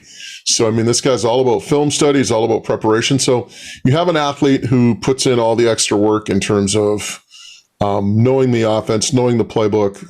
And he's also extremely intelligent in the sense that he can process that information. And then the other thing that, you always hear this about great athletes, the great ones. It's great skill set and a great work ethic. And so the other part of the equation for Nathan Rourke is that skill set. He has a great arm, as we've seen. He's mobile, and he also has the ability to process rather quickly, right? When you see him progress through his reads, right, he'll look off one side, look, and boom, he never zeroes in on one receiver. All you have to do is look at the stats of the first 2 games and look at the distribution among the receivers, right? Lucky Whitehead, I don't even think has a touchdown in the first 2 games, right? And then, Brian Burnham had one before he got hurt. So the thing is with Rourke, he has an unbelievable work ethic, and then his ability to process information and make quick decisions. And I'll add another thing into the mix as well. This team this year, and I know it's early, 2 big wins to start the year, but this was kind of evident in training camp as well. This group, you hear it from all the players. This group has no egos. There's no, agendas for guys. This, for whatever reason, there's a real positive vibe around this team. And, I was talking about this with one of the players, and he said, "Why do you think that is?" And I said, "Well, it started in training camp with you guys. You guys had a really good vibe." But, the more I think about it, and it's not a knock on Michael Riley, but I mean, Michael was a guy who, he's a veteran quarterback. A lot of times when you have those guys that are veterans, there's a certain amount of, they get jaded, right? I mean, not to say that Michael was a negative guy, not to say that he was a downer, but, he's a little bit more stoic than Nathan, where Nathan has that youthful enthusiasm. And you often hear that with a lot of veterans, when they see that young kid, and I'm talking, forget football, I'm talking any sport. When they see that young kid come up and, he's not jaded, he just loves going out there and having fun, it rejuvenates a lot of the older players and, kind of makes them feel young again. And maybe that's the case as well, because clearly the vibe with this football team right now, it's a completely different vibe. And I know, again, people are going to say, well, yeah, 2 games, you blew them out. Everybody's going to be happy. But this goes back to training camp, right? It goes back to training camp and how they kind of came together in camp and just had a lot of fun balling every day. It's interesting you bring that up. I was trying to look back at my list. We had Keon Hatcher on a couple weeks ago, and he said the same thing about training camp. And I'm not a football player, so I don't know. Does everyone come into the season saying that? He said, no, it was such the coaching that we had, the focus that we had as a team and the staff really got us prepared for the season. It's interesting that you bring that up as well, that something special in this training camp before the season. Yeah. And so you ask yourself, so what's different, right? To me, what is different about this team compared to last year's team? Personnel wise, you've added Purefoy, you've added Delvin Breaux, 2 quality veterans that obviously help the defense. You look at the defensive line, it's pretty much the same as they had last year. But the big key is guys like Bonner, Banks, Boom Gwacham. You can go into James Butler. You can talk about Jordan Williams. A lot of first-year players last year in the CFL that are now second-year players. And you talk to those guys along the front, and for them, they know what to expect. Those guys didn't even have an exhibition game last year, and you go into Saskatchewan, and you're introduced to the Canadian game there, right? And it's different than the American game. And, this year, those guys are all kind of, they know the lay of the land, so to speak, and they're more comfortable. It's funny, I asked Tim Bonner about, how he feels this year compared to last year. He goes, "I'm sleeping." Right. And I'm just like, I said, "Pardon me?" He goes, "I'm sleeping."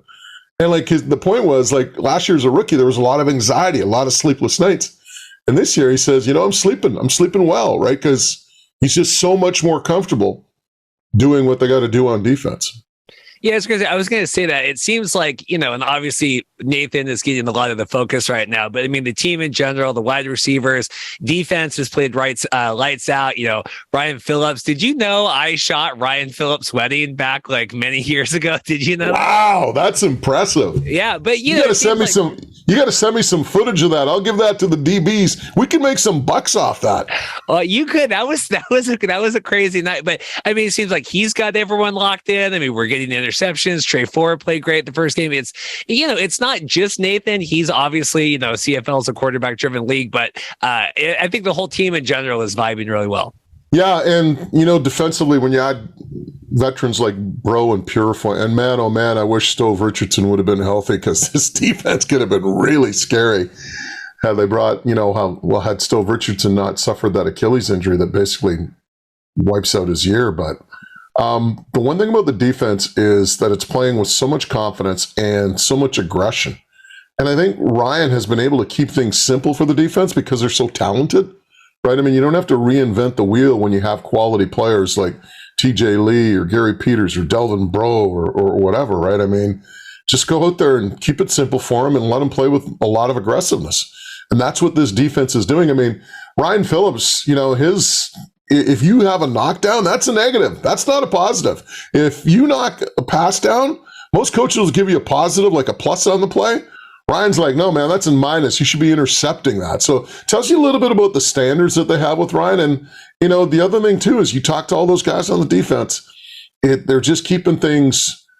They kind of make it look complex to some extent, but they keep things really simple and allow everyone to play with a lot of aggression, and you're seeing it. You're just seeing the way they play. And of course, the other thing helps with the way the offense is playing, right? I mean, you're getting 5, 6, 7 minutes worth of rest with some of these drives rather than perhaps like we've seen in the last few years where it's, hey, 2 and out, by the way, punt team or punt team, you're back out there, right? So, and then the other thing I think that's aided the defense, because everyone's talked about how good the secondary is, but they've got improved play from the defensive line in the sense that you've got those players that we mentioned coming in their second year, and they've all kind of improved internally that way.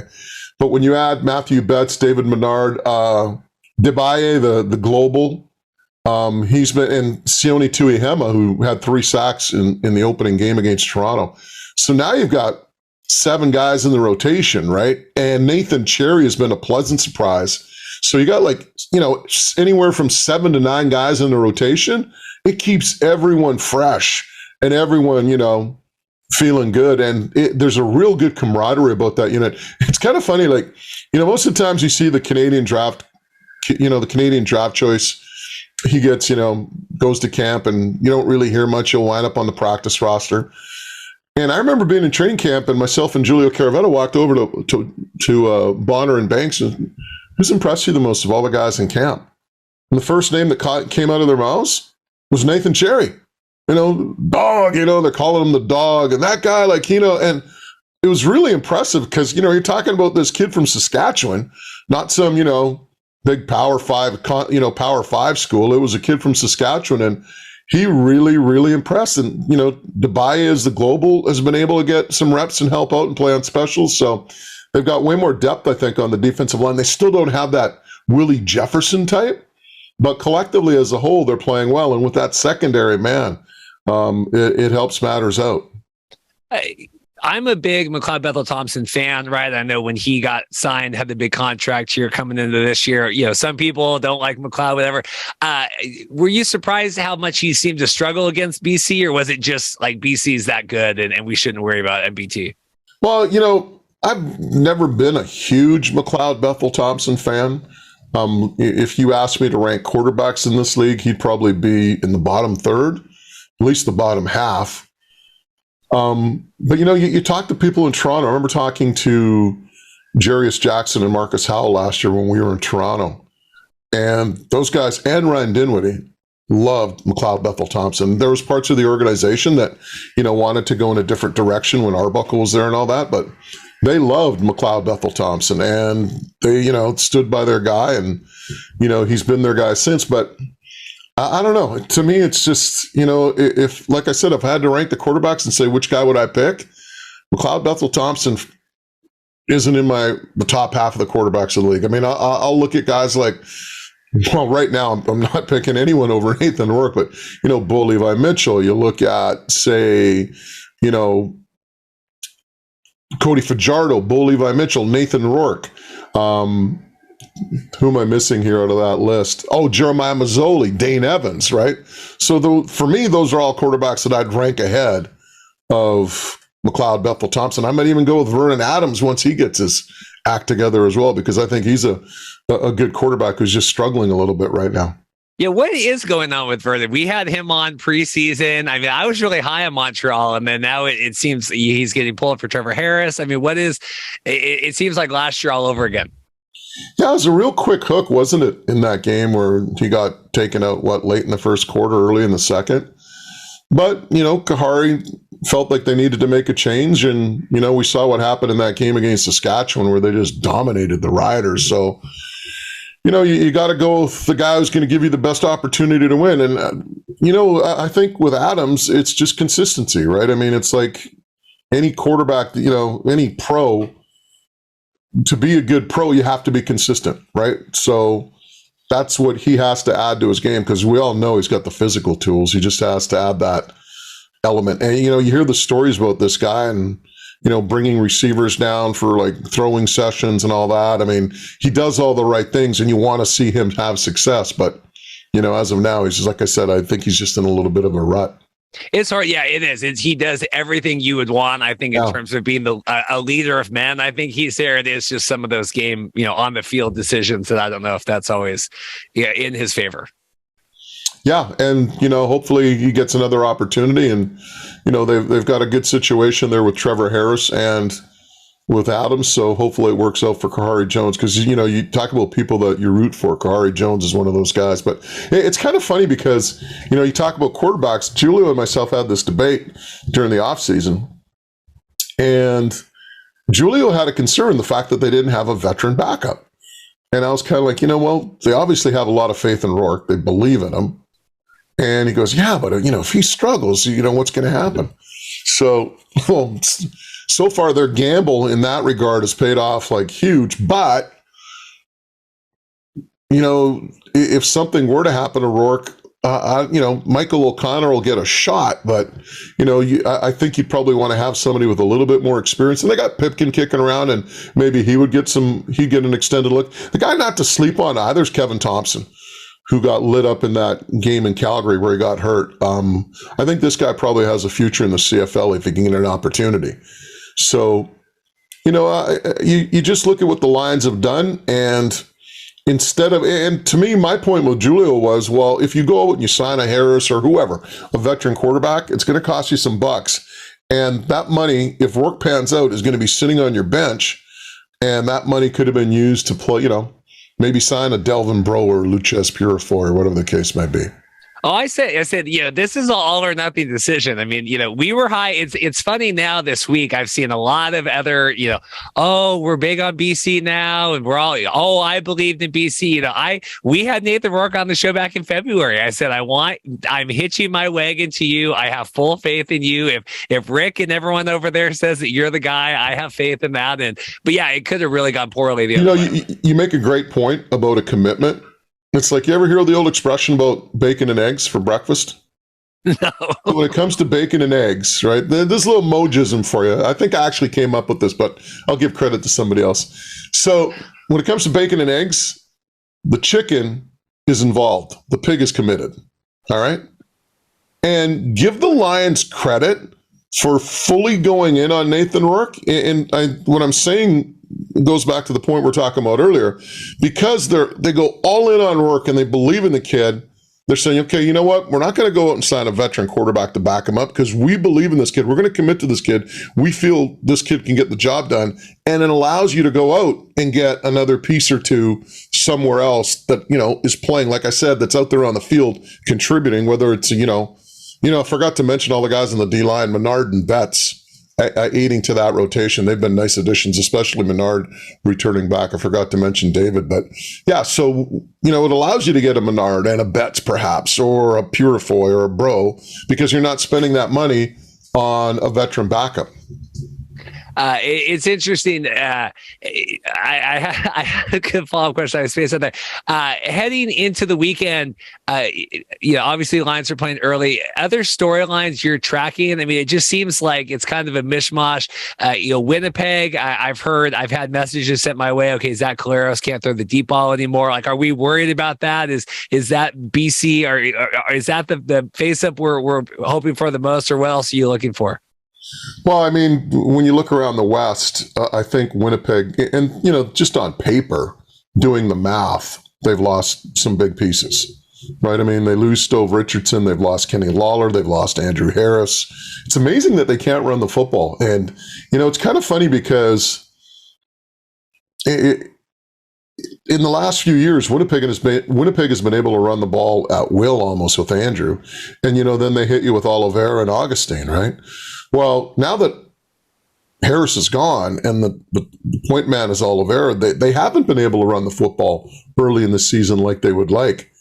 And, maybe it's a situation where, I don't want to say the pressure's getting to Brady Oliveira, but being that number one guy, it's a lot. It's like, the backup quarterback that comes in and puts up decent numbers in a blowout either way. And people, the backup quarterback should be, well, it's a little different when you're the starter. It's a little different when you have that pressure of knowing that I'm the guy that's supposed to produce.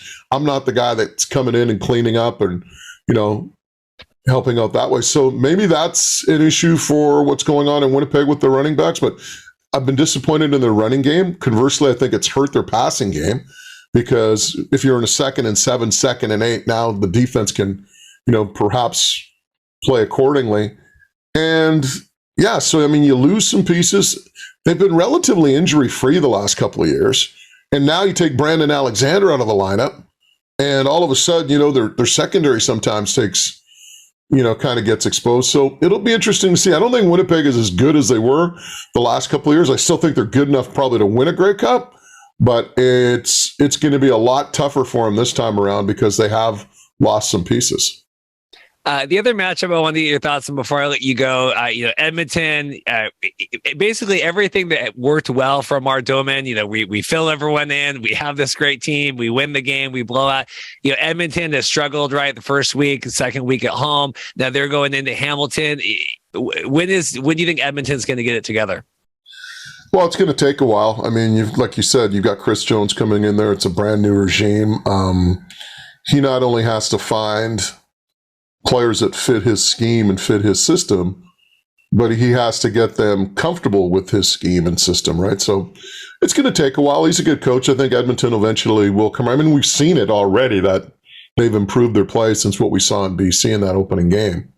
So they're coming around. I mean, they're a lot more competitive. So we'll see what happens. And I think the team that's kind of surprising for me is Calgary. Like, they're sitting at 3-0, and I'm like, I don't think Calgary's that good. I really don't. I mean, I think they're a good team, but right now, I mean, they could be 2-1 and 1-2. But they're sitting at 3-0, so credit to them for getting the job done. I mean, I don't know how they beat Hamilton at Tim Hortons Field, like with the lead that Hamilton got. And you talk about a team that's struggling right now, the Tiger Cats. So much more expected from them, but it goes back to what we talked about earlier. I think Dane Evans has kind of been so shaky. But it goes back to what we talked about with Andrew Harrison, Winnipeg, right? Dane Evans had Jeremiah Mazzoli. Mazzoli had Evans, and they kind of worked in tandem. Well, now that you're the guy and there's nobody there, there's a little bit more pressure on you, and maybe that's getting to Dane Evans. It reminds me of my question I forgot before. So, we have all these quarterbacks, and I like the idea of going with Nathan because I would always rather gamble on something that could be great than settle for mediocrity, right? It's like, well, we could sign Trevor Harris, but let's really go all in on Nathan, and you kind of sink or swim. But, you have all these teams. I mean, even Bo hasn't looked great this year, right? Zach is struggling. Then you have Mazzoli and Evans and everyone else, even Cody Fajardo, what's next for all these other teams? If Nathan pans out, right? So then in BC, let's say they're set for a couple years, what do you do in like you said, in Hamilton or, Mazzoli has been decent in Ottawa, but certainly, the record doesn't show it. Yeah. I mean, I think when it comes to CFL teams, they've been hit pretty hard by what's happened. When it comes to quarterbacking, I think they've been hit pretty hard by what's happened in the National Football League the last couple of decades, right? The last 20 years or so. And I say that because the NFL has gone from this big prototypical pocket passer, the Peyton Mannings of the world, to now employing the Kyler Murrays and the Russell Wilson's been around for a while, but you get the idea, with a guy like Kyler Murray, right? Kyler Murray 20 years ago would have been in the CFL, which would have been damn scary because that guy on a Canadian field, oh my God. But, they're losing that really mobile quarterback to the NFL game, right, to NFL teams. So I think that's kind of hurt. Everyone talks about, the offenses and what's going on there. And I think a lot of it probably has to do with just the triggermen, right? It's tough because that prototypical CFL quarterback that the NFL wouldn't want or would reject, they're now seeking that guy out. And as a result, you're seeing, I guess, a little bit of a dip in the talent of the Canadian Football League quarterback. Yeah, I mean, I don't think all the offseason rule changes, the hash marks, all that accounted for BC putting up almost 50 points both weeks, right? I mean, I think it was Nathan Work being the competent person. Rule changes can do a little bit of that, but I think mostly it's having, like you said, someone that can look and make a decision quickly and go with it and actually complete passes and hit people. People with the ball. I mean, the hash is being moved in. That I mean, you're right. I mean, Nathan Work is doing what he's doing because he's extremely talented, not because the hashes have been moved in. So, it's interesting. I've talked to most guys, and I haven't really had anyone bring up the hashes and say, oh, it's been a huge difference or whatever. I mean, maybe that wide side, what used to be the wide side out, now comes into play. Like you, as a cornerback, you can't, take away the inside because they're not going to throw a wide side out. Now maybe you can't cheat as much because they will throw that out on the quote wide side, which is now, of course, a lot more narrower. So we'll see. I mean, it's a work in progress. I mean, it's tough to, have a judgment based on 2 weeks of play, but we'll see what transpires between now and the end of the season. Anything else before I let you go? I really appreciate you fighting traffic to get home to come on the show and talk. It means a lot. I always appreciate any BC Lions people too. So yeah, no worries. Yeah, anytime you want to talk football, it's been fun. And at least you didn't mistake me for Julio Caravetta, which a lot of people do. So it's embarrassing. I'm way better looking than Julio. Much more articulate. And yet people always confuse us. So, and people in the media, never mind fans, like even people in the media, right? I mean, I had Jermaine Franklin of TSN walk up to me one day. Hey, Julio, how's it going? And I'm like, it's going okay. The best Julio Caravetta, well, 2 Julio Caravetta stories where Julio came out and helped Farhan Lalji one time with high school football, and Farhan's little son, Lucas, who at the time was little. He looks at him and goes, Coach Moj, because I helped Farhan coach New West, and Julio was really upset about that. But the one that cracked me up was Russell Wilson had come up to Vancouver and had like a 2-day camp, right? And then they had like a celebrity media game up at Ambleside. And I couldn't play because of my knee needs to be replaced. So I just kind of watched and I was kind of hanging out. And then afterwards we're all leaving. A guy comes up to me and says, he goes, hey, Moj, you were really gunning it out there, man. I was really impressed with your arm. I'm like, pardon? He goes, yeah. He goes, you got a really strong arm. You made some great throws. I go, thanks, man. Appreciate it. And swept away. It's actually Julio that was out there gunning it, but the guy thought it was me. So in that instance, it was good. I actually took the credit. So you take credit. Anyway. That's good. Well, Bob, I appreciate you coming on here. Hope all is well.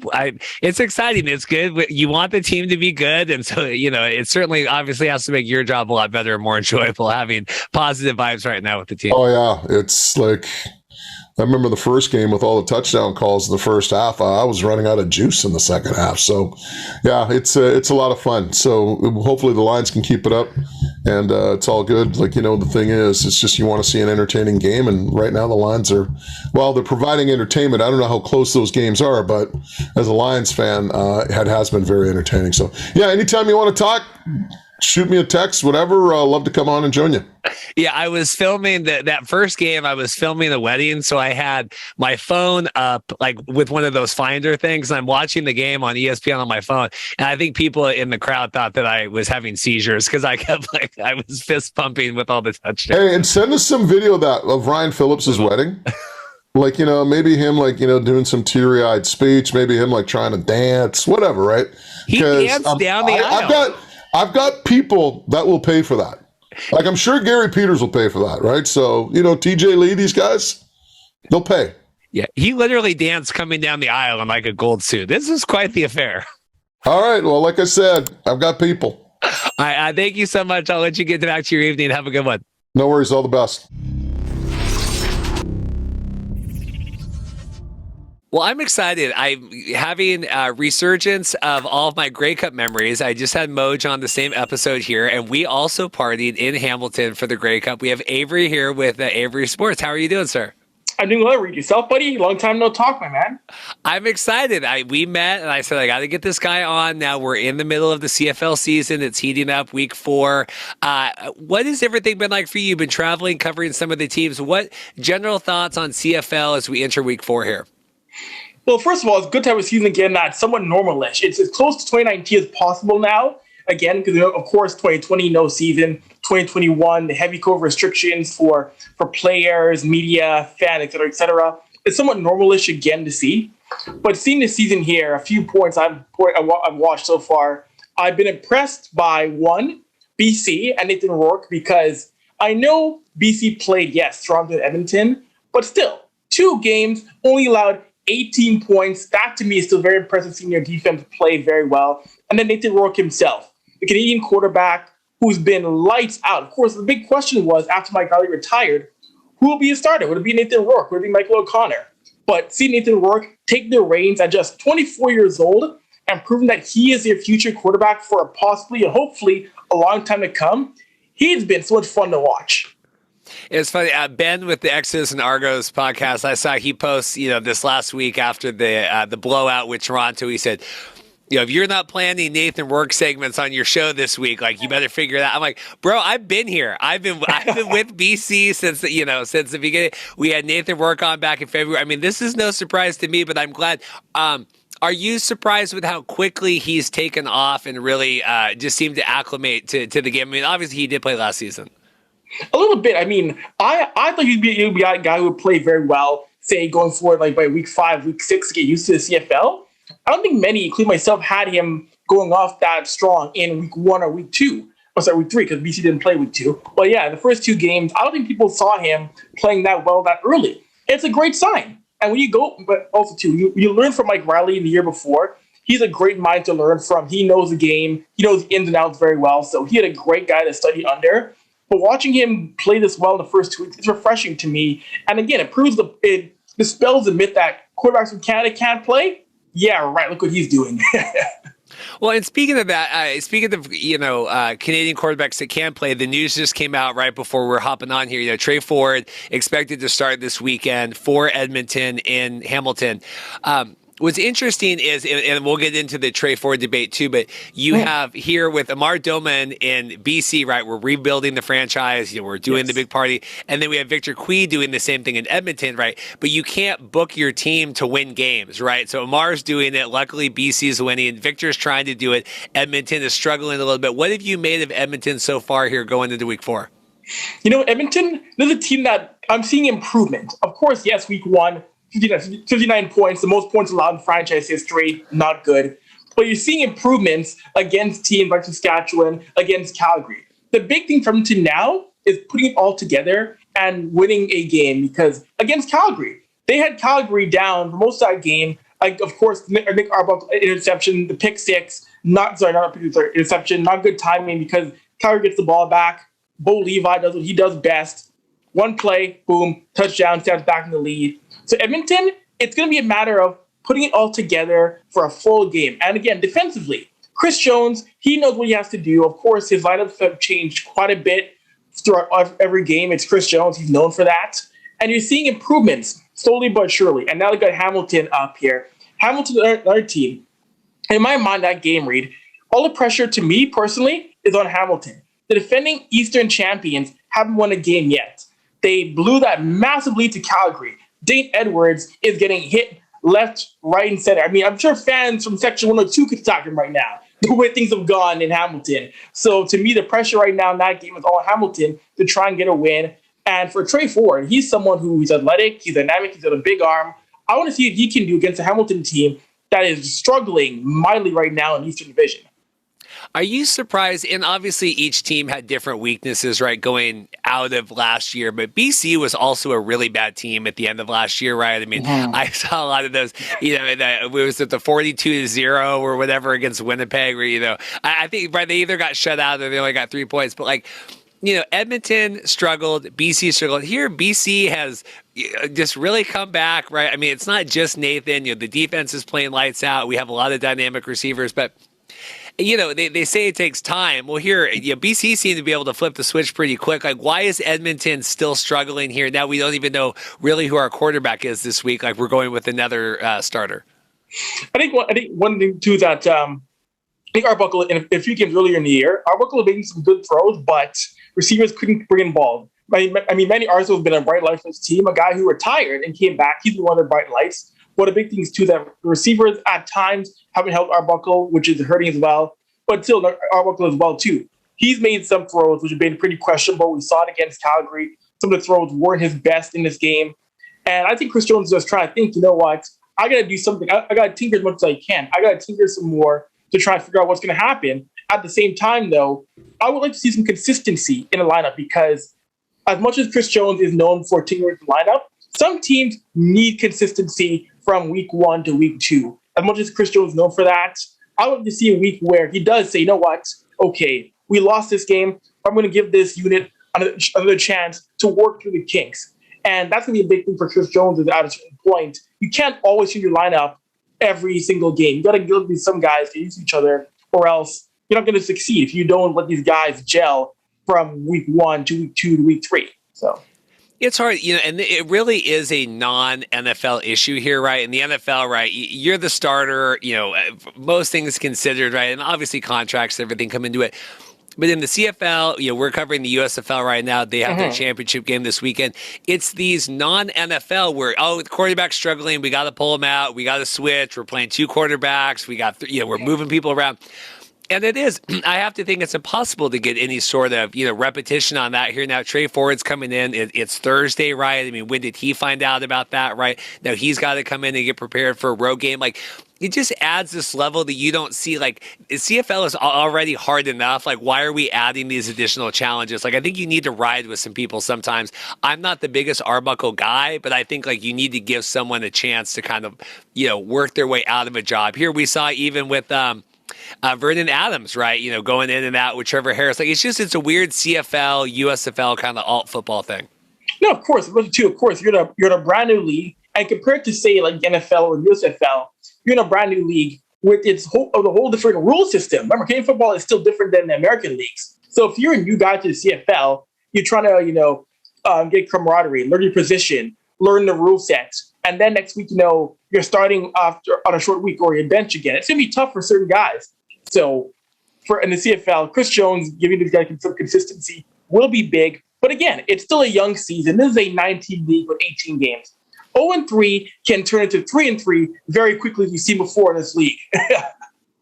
So speaking of 0-3, you mentioned Hamilton struggling, right? The East defending champions here, a lot of pressure. What is going on with them? I mean, why it just feels like they've been so slow out of the gate here. We thought they had Calgary. That was going to be the big win. I'm the Dane Evans guy. I would have taken him over Mazzoli, but now obviously, there has to be some second thoughts there, even if not from the coaching staff, but at least from the fans. I mean, what do you make of Hamilton? Right now, their biggest issue to me is turnovers. Not the Pillsbury kind, the kind that cost you football games. Like, we have seen this team have caused turnovers against Winnipeg, against Calgary, and that'll burn you night in, night out. If you cannot hang on to the ball, you're not going to win very often. It doesn't matter if you're a Hamilton or a Calgary or a Winnipeg or an Edmonton. It's been their biggest Achilles heel so far. And, of course, the Eastern Division, no one's broken away just quite yet. No one's separating themselves from the pack among Hamilton, Montreal, so on and so forth. But eventually, they will run out of track to turn things around. But they don't come back on those turnovers, which have hurt them quite consistently in the young season here. It just seems like a lot of these teams, really got better in the offseason, right? Made a lot of moves here. Winnipeg lost some talent, right? Toronto really tried to bring a lot of people. I'm just wondering, last year was such a kind of a slow slog at the end. Like Winnipeg is, it's like I said it was like the walkers in Game of Thrones, right? Like winter is coming. Okay, like we understand Winnipeg is going to win. This year, it feels more open up. You talked about, I think before we recorded, BC being a playoff team. Do you think that they're able to turn it around that much in such a short period and make a deep run? I really do think so because, again, the CFL is such a small league. There's so many games. There's so much ability for you to, if you get hot early, if BC were to go in and, say, win their first 4 or 6 or first 6 of 8, they've already locked themselves into a playoff spot in the CFL. If you get hot and you start a season strong, you're already in pretty much to an extent. It's tough to completely collapse if you do win your first 3 or 4 games. I mean, it can happen, but I don't see it happening for BC. And they can take advantage of games against Edmonton, against Calgary. I think they'll be in great shape. And now, of course, the big thing for me is when they play games on the road, can you win outside of BC place? That's gonna be the big thing as well too. It's easy to win at home. It's easy to win games at home. But when they got to go to the Edmontons or the Calgarys, that'll be the big test. Can you win in Commonwealth or McMahon to show people that you are for real? So I think they have the ability to do it, though. But, hey, we can talk about them doing it, though. They got proved by winning on the field to say, it can actually happen. Are you surprised? I still see the anti-Cody Fajardo sentiment. I think Rob Vanstone posted this week, like people need to leave Cody around. It was the whole story last year too, right? I mean, they made a deep run. I mean, they almost made it to the Grey Cup. Cody played great, played through injury, put himself out there, really left it all on the field. It's weird to me that we're still having this discussion, like people in Saskatchewan don't like Cody Fajardo, and like, why is that a thing? Are you surprised that we're still having this conversation how many years into his career? I still am. You made a good point. I mean, Saskatchewan had a deep run last year. Right now, they're 2-1. They're still in the battle of things in the Western Division. They're above 500. They're not a bad team. I mean, yes, they're fourth in the Western Division right now, but you get some wins together. Yeah, you're probably going to leapfrog BC if you win 3 or 4 or 2 or 3 games. They're doing okay right now. They're not winless. I mean, I find it still odd that there's still debate over Fajardo. He's taking his team to deep playoff runs in the past. So to me, it's still a bit odd to see there's still issue over his play read or for the fan base or other writers. I mean, he's at least in the top half of quarterbacks in the league. I mean, I just look at, Nathan Rourke right now is on fire. I mean, that's kind of a separate thing. But, you got Zach Claros, right? But, I mean, are you really would you want Mazzoli over Fajardo, right? Would you want Dane Evans over Fajardo? I don't know. I would probably take him over Vernon Adams, and Vernon's a friend of the show. I mean, I like Vernon as a leader of men, but I think on the field, obviously he's struggled this season. It just seems weird to me that there's still all these questions, and like, Saskatchewan's winning. I mean, they're 2-1. It could be worse, but it's very odd to me. Yeah, it is very odd. Yeah, I mean, you're above 500. You could be right now. I mean, if you're winless, if you're like Ottawa or Hamilton, I could see why there'd be some sort of issue. But yeah, you're 2-1. You get to win together, and you could be knocking on that door potentially of being first in the Western Division right now. I just find it really bizarre still, Avery. What do you make? I've heard a lot of, Winnipeg isn't as good this year, right? Zach Claros can't throw the deep ball. They're struggling, right? Defense isn't summit. What do you make of Winnipeg? I mean, they still great record right now, but the wins have come a little bit more challenging. They have been, but at the same time, though, I wouldn't complain too much because you are still unbeaten right now. And you got some big home wins. Defense, that's a really different thing. Got to do a pick six to seal a win. Like Winnipeg, yes, there's still the injuries. There's no Nick Dembski for a little bit. That's going to be a big blow for Winnipeg. But they're still finding a way to win. It doesn't matter how challenging things are. End of the day, I believe if you have more points than the opposing team, they're still finding ways to win. They're still getting it done. Of course, no Andrew Harris. He's now in Toronto. But Winnipeg they've been resilient. They've been resourceful. They've found ways to still hang with the best in the Western Division. So if you're a Bombers fan, I mean, of course, you don't want to see your guys injured. Yes, you lost some guys, but you are still among very teams in the Western Division. So I'm not too worried about how Winnipeg gets the wins right now, Reed. And Nick Dembski, that's a big injury. I saw that, and I saw the James Wilder too, out 6 games. First, let's focus down a little bit more on the Nick Dembski injury, and then I want to talk James Wilder as well. I mean, to me, if Zach's already struggling right this year, hitting, being consistent, hitting all the receivers here. Now Dembski's out. Was it 4 to 6 games? I think I saw. I mean, yeah. What do you make of that as kind of this is now another hurdle we got to get over? Right now it's going to be a big thing for who. To me, right now, it's going to be a matter of next man. Now, who's going to use him up on the Bombers roster to replace that? Because he's a guy who, when it comes to reception, when it comes to getting you touchdowns, yards, he is a big cog in an offense for Winnipeg. So someone on that roster has to step up right now for Mike O'Shea and say, listen, I'm going to take over that role. I'm going to break out and find a way to be a leader among that offense. I'm not sure who that will be just yet, but I think somebody will. We've seen it happen time and time before. Someone stepping up on Winnipeg's roster to make sure that they still are one of the better teams in that division. Is James Wilder's injury, is that one of the biggest injuries, I think, in terms of guys, teams, momentum that they need to get back on their hand that could happen right now? Really surprised to see him out on the 6-game injury list. What do you make of Wilder being out for Edmonton? Oh, I honestly think that is one of the biggest injuries right now for the Elks. We saw him last year. He was the MVP last year for the Elks in the 12-game campaign, had over 700 yards rushing, and in his past 3 games, he got the ball quite a bit in his past 3 games here, and he's undoubtedly the feature back for Edmonton right now. It's a huge blow. It is a massive blow to see him down for Edmonton. He's someone who likes playing for the Elks. He wants another strong year right now, and that's a huge blow for Chris Jones' offense, Reed. Yeah, it's hard. I don't know. It's just like another thing against them, right? I mean, Edmonton's already struggling. Now we have the new quarterback. We have James Wilder. It's got to be hard. Chris Jones, I know he's a legend of the game, right, coming in, but Is this too much on his plate to be able to kind of figure out here in this early season? It's a lot because in many aspects, Chris Jones is doing everything short but doing Victor Kui's job. He's vice president, he's head coach, he helps run the defense. Like there's many aspects to Chris Jones' job right now in Edmonton, and losing James Wilder for a bit, that's gonna hurt right now. So I don't know what Chris Jones' approach is gonna be going forward, but we gotta wait and see because that's a guy right now when you're chasing the rest of the Western Division right now, you cannot afford to lose a feature back, and that hurts right now. So it'll be interesting to see what Chris Jones tries to do to counteract losing Wilder Jr. for the next few weeks here. What team are you most bullish on here going forward, maybe in the next 3, 4, 5 weeks? And then what team are you most scared of? I'm scared for, The team I'm most scared for. Ooh, wow. I think, honestly, I want to see what happens. Oh, wow, that's a great question. I'm most bullish on right now. I mentioned before, I think I really feel right now, to me, it's going to be a tie between BC and Calgary. Because, again, BC, their offense, to me, I think is amazing right now, what work is done, what defense is done. But I think Calgary's the team people were saying how, the Stamps are done, it's over. Come on. Really? Is it really over? Seeing what they did against Hamilton, I've learned long enough.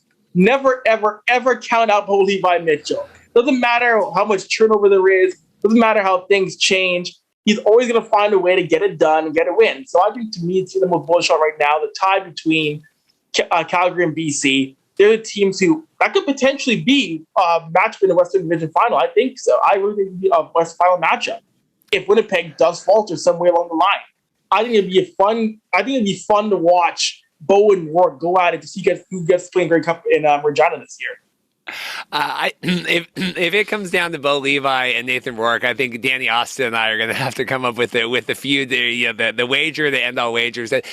I think Bo Levi, I think the challenge he plays with some weeks is just his head is so inflated from all the Calgary and CFL media up there just blowing him up. I mean, all I hear is Bo Levi being pumped up. If he's injured, he's not injured that much. If he's struggling, he's not struggling that much. It's really weird how he really has captivated all of CFL media up there. You nary hear a negative word of him without someone coming in to defend him. Mm-hmm. I know, personally, I think because one thing I'll say about that is Bo Levi as a person, great dude, amazing guy to talk to. I love the guy. Can't say nothing good thing about Bo Levi as a human being. But as a player, I think he's a guy where I see to an extent a little Brett Favre in him. When this guy, the gunslinger likes to throw the ball deep. Yes, he gets banged up, but he always finds a way to come back and get his team back into games and find ways to win. I mean, of course, one day there's going to be a day where, yes, the Bo Levi of today and years past will die off and Bo will run off into the sunset one day. But I don't think that's right now because he has Calgary as an unbeaten team, and Calgary themselves, they're still finding ways. As much people at times try to write them off, Calgary still finds a way to remain among the upper echelon of the CFL. And in terms of teams I'm scared for, I would say right now it's got to be Hamilton right now. It's got to be Hamilton because, again, I said earlier, Reed, defending Eastern Division champions, 0-3, and if you don't beat Edmonton, if they don't beat the Elks and they fall to 0-4, or even tie the Elks, this is a game you have to get 2 points out of. You can't lose or get together with a tie. You got to find a way to get points. I think question marks and are going to be raised in a massive way when Hamilton falls to 0-4 because it's not a start anybody saw coming. After last year, we saw again, Hamilton lost again, Grey Cup, what can you do to rebound? 0-4 starts, I got to think some heads might start, people might want to see some heads roll if they go 0-4. I mean, I thought they would have won the Grey Cup. I mean, we were there. I mean, it really did feel like the momentum was going on their side. Like, God, we're going to have an upset here. Hamilton's going to go crazy. And then we're sitting there. I was waiting to go out and record with my phone. The fans going crazy. And then, they had the what was it? The point, the rouge, and then they went to overtime and all that stuff. But I mean, Hamilton was very close in sliding doors of being the defending Grey Cup champs. What if in that world, right? They have the same team here. What if Hamilton wins the Grey Cup, comes out and starts 0-3? I mean, that's an even scarier proposition. No, of course. If they won, I'll say as much. If they won, it probably was a little bit more leeway because, of course, they've been the Grey Cup champions. They probably would have said, you know what, give them some time, they'll figure it out. But after losing the Grey Cup and now possibly being or potentially being 0-4. That's a big question mark in my mind. But you know what? Hey, I will say as much. Like I said earlier, still a long year. I remember when the BC Lions in 2011 started the year 0-6, ended up winning the Grey Cup. So in most leagues, you start the year 0-4. That's it. That's all she wrote. Call it a day. In the CFL, anything can happen still, but ideally, you don't want to be the Eastern defending champions who now leave yourself out of an 0-4 hole, especially if teams like, say, Montreal and Toronto do figure things out and start winning themselves. I think the best, just to circle back to Calgary before I let you go here, I think the best thing about Calgary is they already have their Nathan Rourke in the wing. I mean, Jake Mayer is ready to go in there, I think, and just absolutely explode. So here we have Bo Levi. Whether you get this year, next year, however many years you get, you already have your ace in the hole coming in. I mean, I think that they're tucked him away, get him signed in. We've talked with him. He likes living in Calgary, likes being a part of that community. I think that's interesting. Calgary could be really successful for a really long time if they're able to ride out Bo Levi. No, of course, that's true. I know Calgary, this is a team that also, too, in terms of coaching in the front office, they have been among the best teams in the league for a very long time. Dave Dickinson is an amazing coach. John Huffnagel is an amazing GM. And, of course, right there, you go from potentially Bo Levi to Jake Meyer. I mean, coaching. You went from John Huffnagel to Dave Dickinson. It has been a very long time since people said, wow, Calgary, what a dysfunctional team. Not since I was a kid when people said Calgary was a mess. It's been a very long time. Went back to the days of Matt Dunnigan as head coach. That was the last time I can remember Calgary being a gong show. But since then, they've been one of the most well-run franchises in the league. It's to be applauded to see how Calgary has gone, and from that to being, bar none, the model franchise in the CFL. Avery, this has been fun. We'll have to have you back on. Any other comments, takes, any other hot, opinions here before I let you go? I will just leave off with this and say, the Hall of Fame inductions for 2022. I'm so happy to see Ricky Ray go into the Hall now this fall. And, being a kid, grew up in Edmonton, I saw Ricky win Grey Cups, be an amazing quarterback for this team, restore glory to the Edmonton franchise, but also Roy Shivers going to the Hall as well, too. And Roy Shivers, being a Black Canadian, seeing him, Danny Barrett, lead the Rough Riders back when the Riders were struggling, and being Black and seeing a black head coach and a Black GM, it was so very inspiring. And I know Roy got a lot of crap, which was garbage sometimes. He got a lot of racist nonsense his way to Saskatchewan, but seeing what he did to bring the Riders back from near bankruptcy to being one of the Western Division teams, it is to be applauded, and he is to be honored as a pioneer of Black football in this country. That's good. I'm glad you come. Yeah, no, it's an exciting class. It'll be good. We're getting back on track with that too, because we had the delayed and all that with the COVID and everything. So I'm glad we can get everyone in there. Avery, I so appreciate your time. I think it's going to be exciting. This season is, we're, like you said, we're back to the norm. We're getting away from the 2020 kind of slump here. I think it's going to be exciting. I hope some of these games can continue to deliver. So thank you so much for your time. No, of course, anytime, buddy. Special thanks to all of our guests today for coming on. Brock Huard, man of his word, coming back on. Really appreciate that. Brock had said, hey, I want to come back on here, preview the championship game. Thank you so much, Brock, for doing that. Busy guy, getting ready to fly to Canton to get ready for the USFL championship game. That should be excited. Really, like I said, curious to see, do we move to 2 hubs next year for USFL? What are we doing with that? Are they going to take a lot of the criticism? Is social media going to go dead for the USFL here in the offseason? Time will tell. Curious to see how they, if they alternate their plans at all to take into account some of the fan criticism. Also, this XFL thing, we got to get this figured out. We're not announcing things. We're having people on. I get the NDAs. I get all that locking down. I still think they would be better off working with some trusted names. I mean, obviously, I'm speaking for myself, but go on Mark's show. I mean, go on News Hub. Go on whatever. Let's get some messages out that you guys want to have out. Everything right now, it's leaked, and they weren't supposed to talk about it. Let's work with some fan podcasts to get some things out that we want to have in the space right now. We're designing XFL. Beach bags now or whatever. I saw we have new merchandise that way. I think maybe time could be used better spent for some of that stuff. Again, special thanks to the Moj, Bob Marjanovich for coming on, and then also Avery as well, taking time out, getting ready. I know Avery is busy traveling around to a lot of these CFL games, so I certainly appreciate that. And now, drum roll, please. I'm sure that sounded terrible for the audio. We have our big giveaway, our 2,000 subscriber giveaway. All of the prizes to be awarded out today. If you've come on the show since we've crossed 2,000 subscribers, we've had a long time since December when I was in Hamilton for the Grey Cup. Campaign trying to get to 2,000 subscribers. I'll start collecting merchandise now for our 2,500 subscriber giveaway. But these are the items. We have the CFL scarf. We have a couple of those given away. We have a couple of CFL toques, stocking caps if you're from America. The Grey Cup tumblers. We have the AAF Commanders jersey, new old stock from the AAF season. And then we have our big Royal Retros giveaway. Dustin over there is going to be designing a custom jersey for the winner of that. That's kind of the grand prize. Here's the deal. If you win, you need to send me a photo of you with the merchandise. I'm going to be very upset if I send this to you. I pay for all the shipping. If you get this and don't send me a photo, I'm going to be very upset. If you are selected as a winner, email me the Markcast podcast at gmail.com. That's the only way. Send me your shipping info that way. I'll send it off.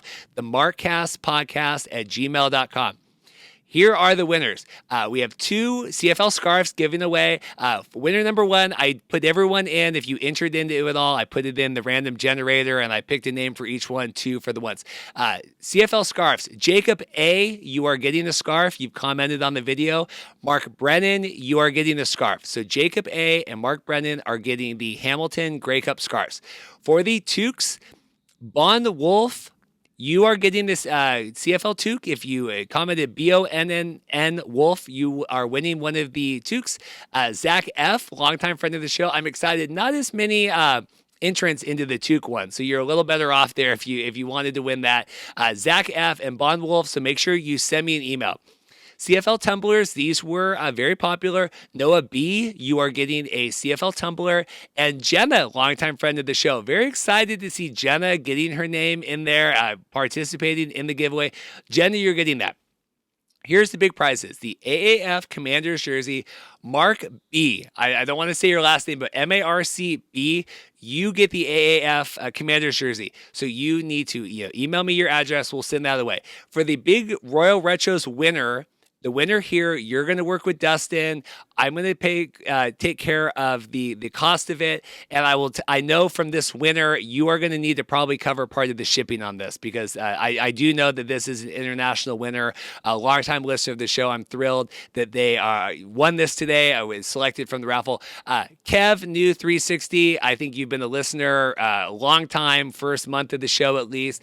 You have won the Royal Retros, so you can send me an email. We can correspond about how to get that going with Dustin, and I think you're abroad, maybe in Australia, so we might have to figure out some shipping logistics that way.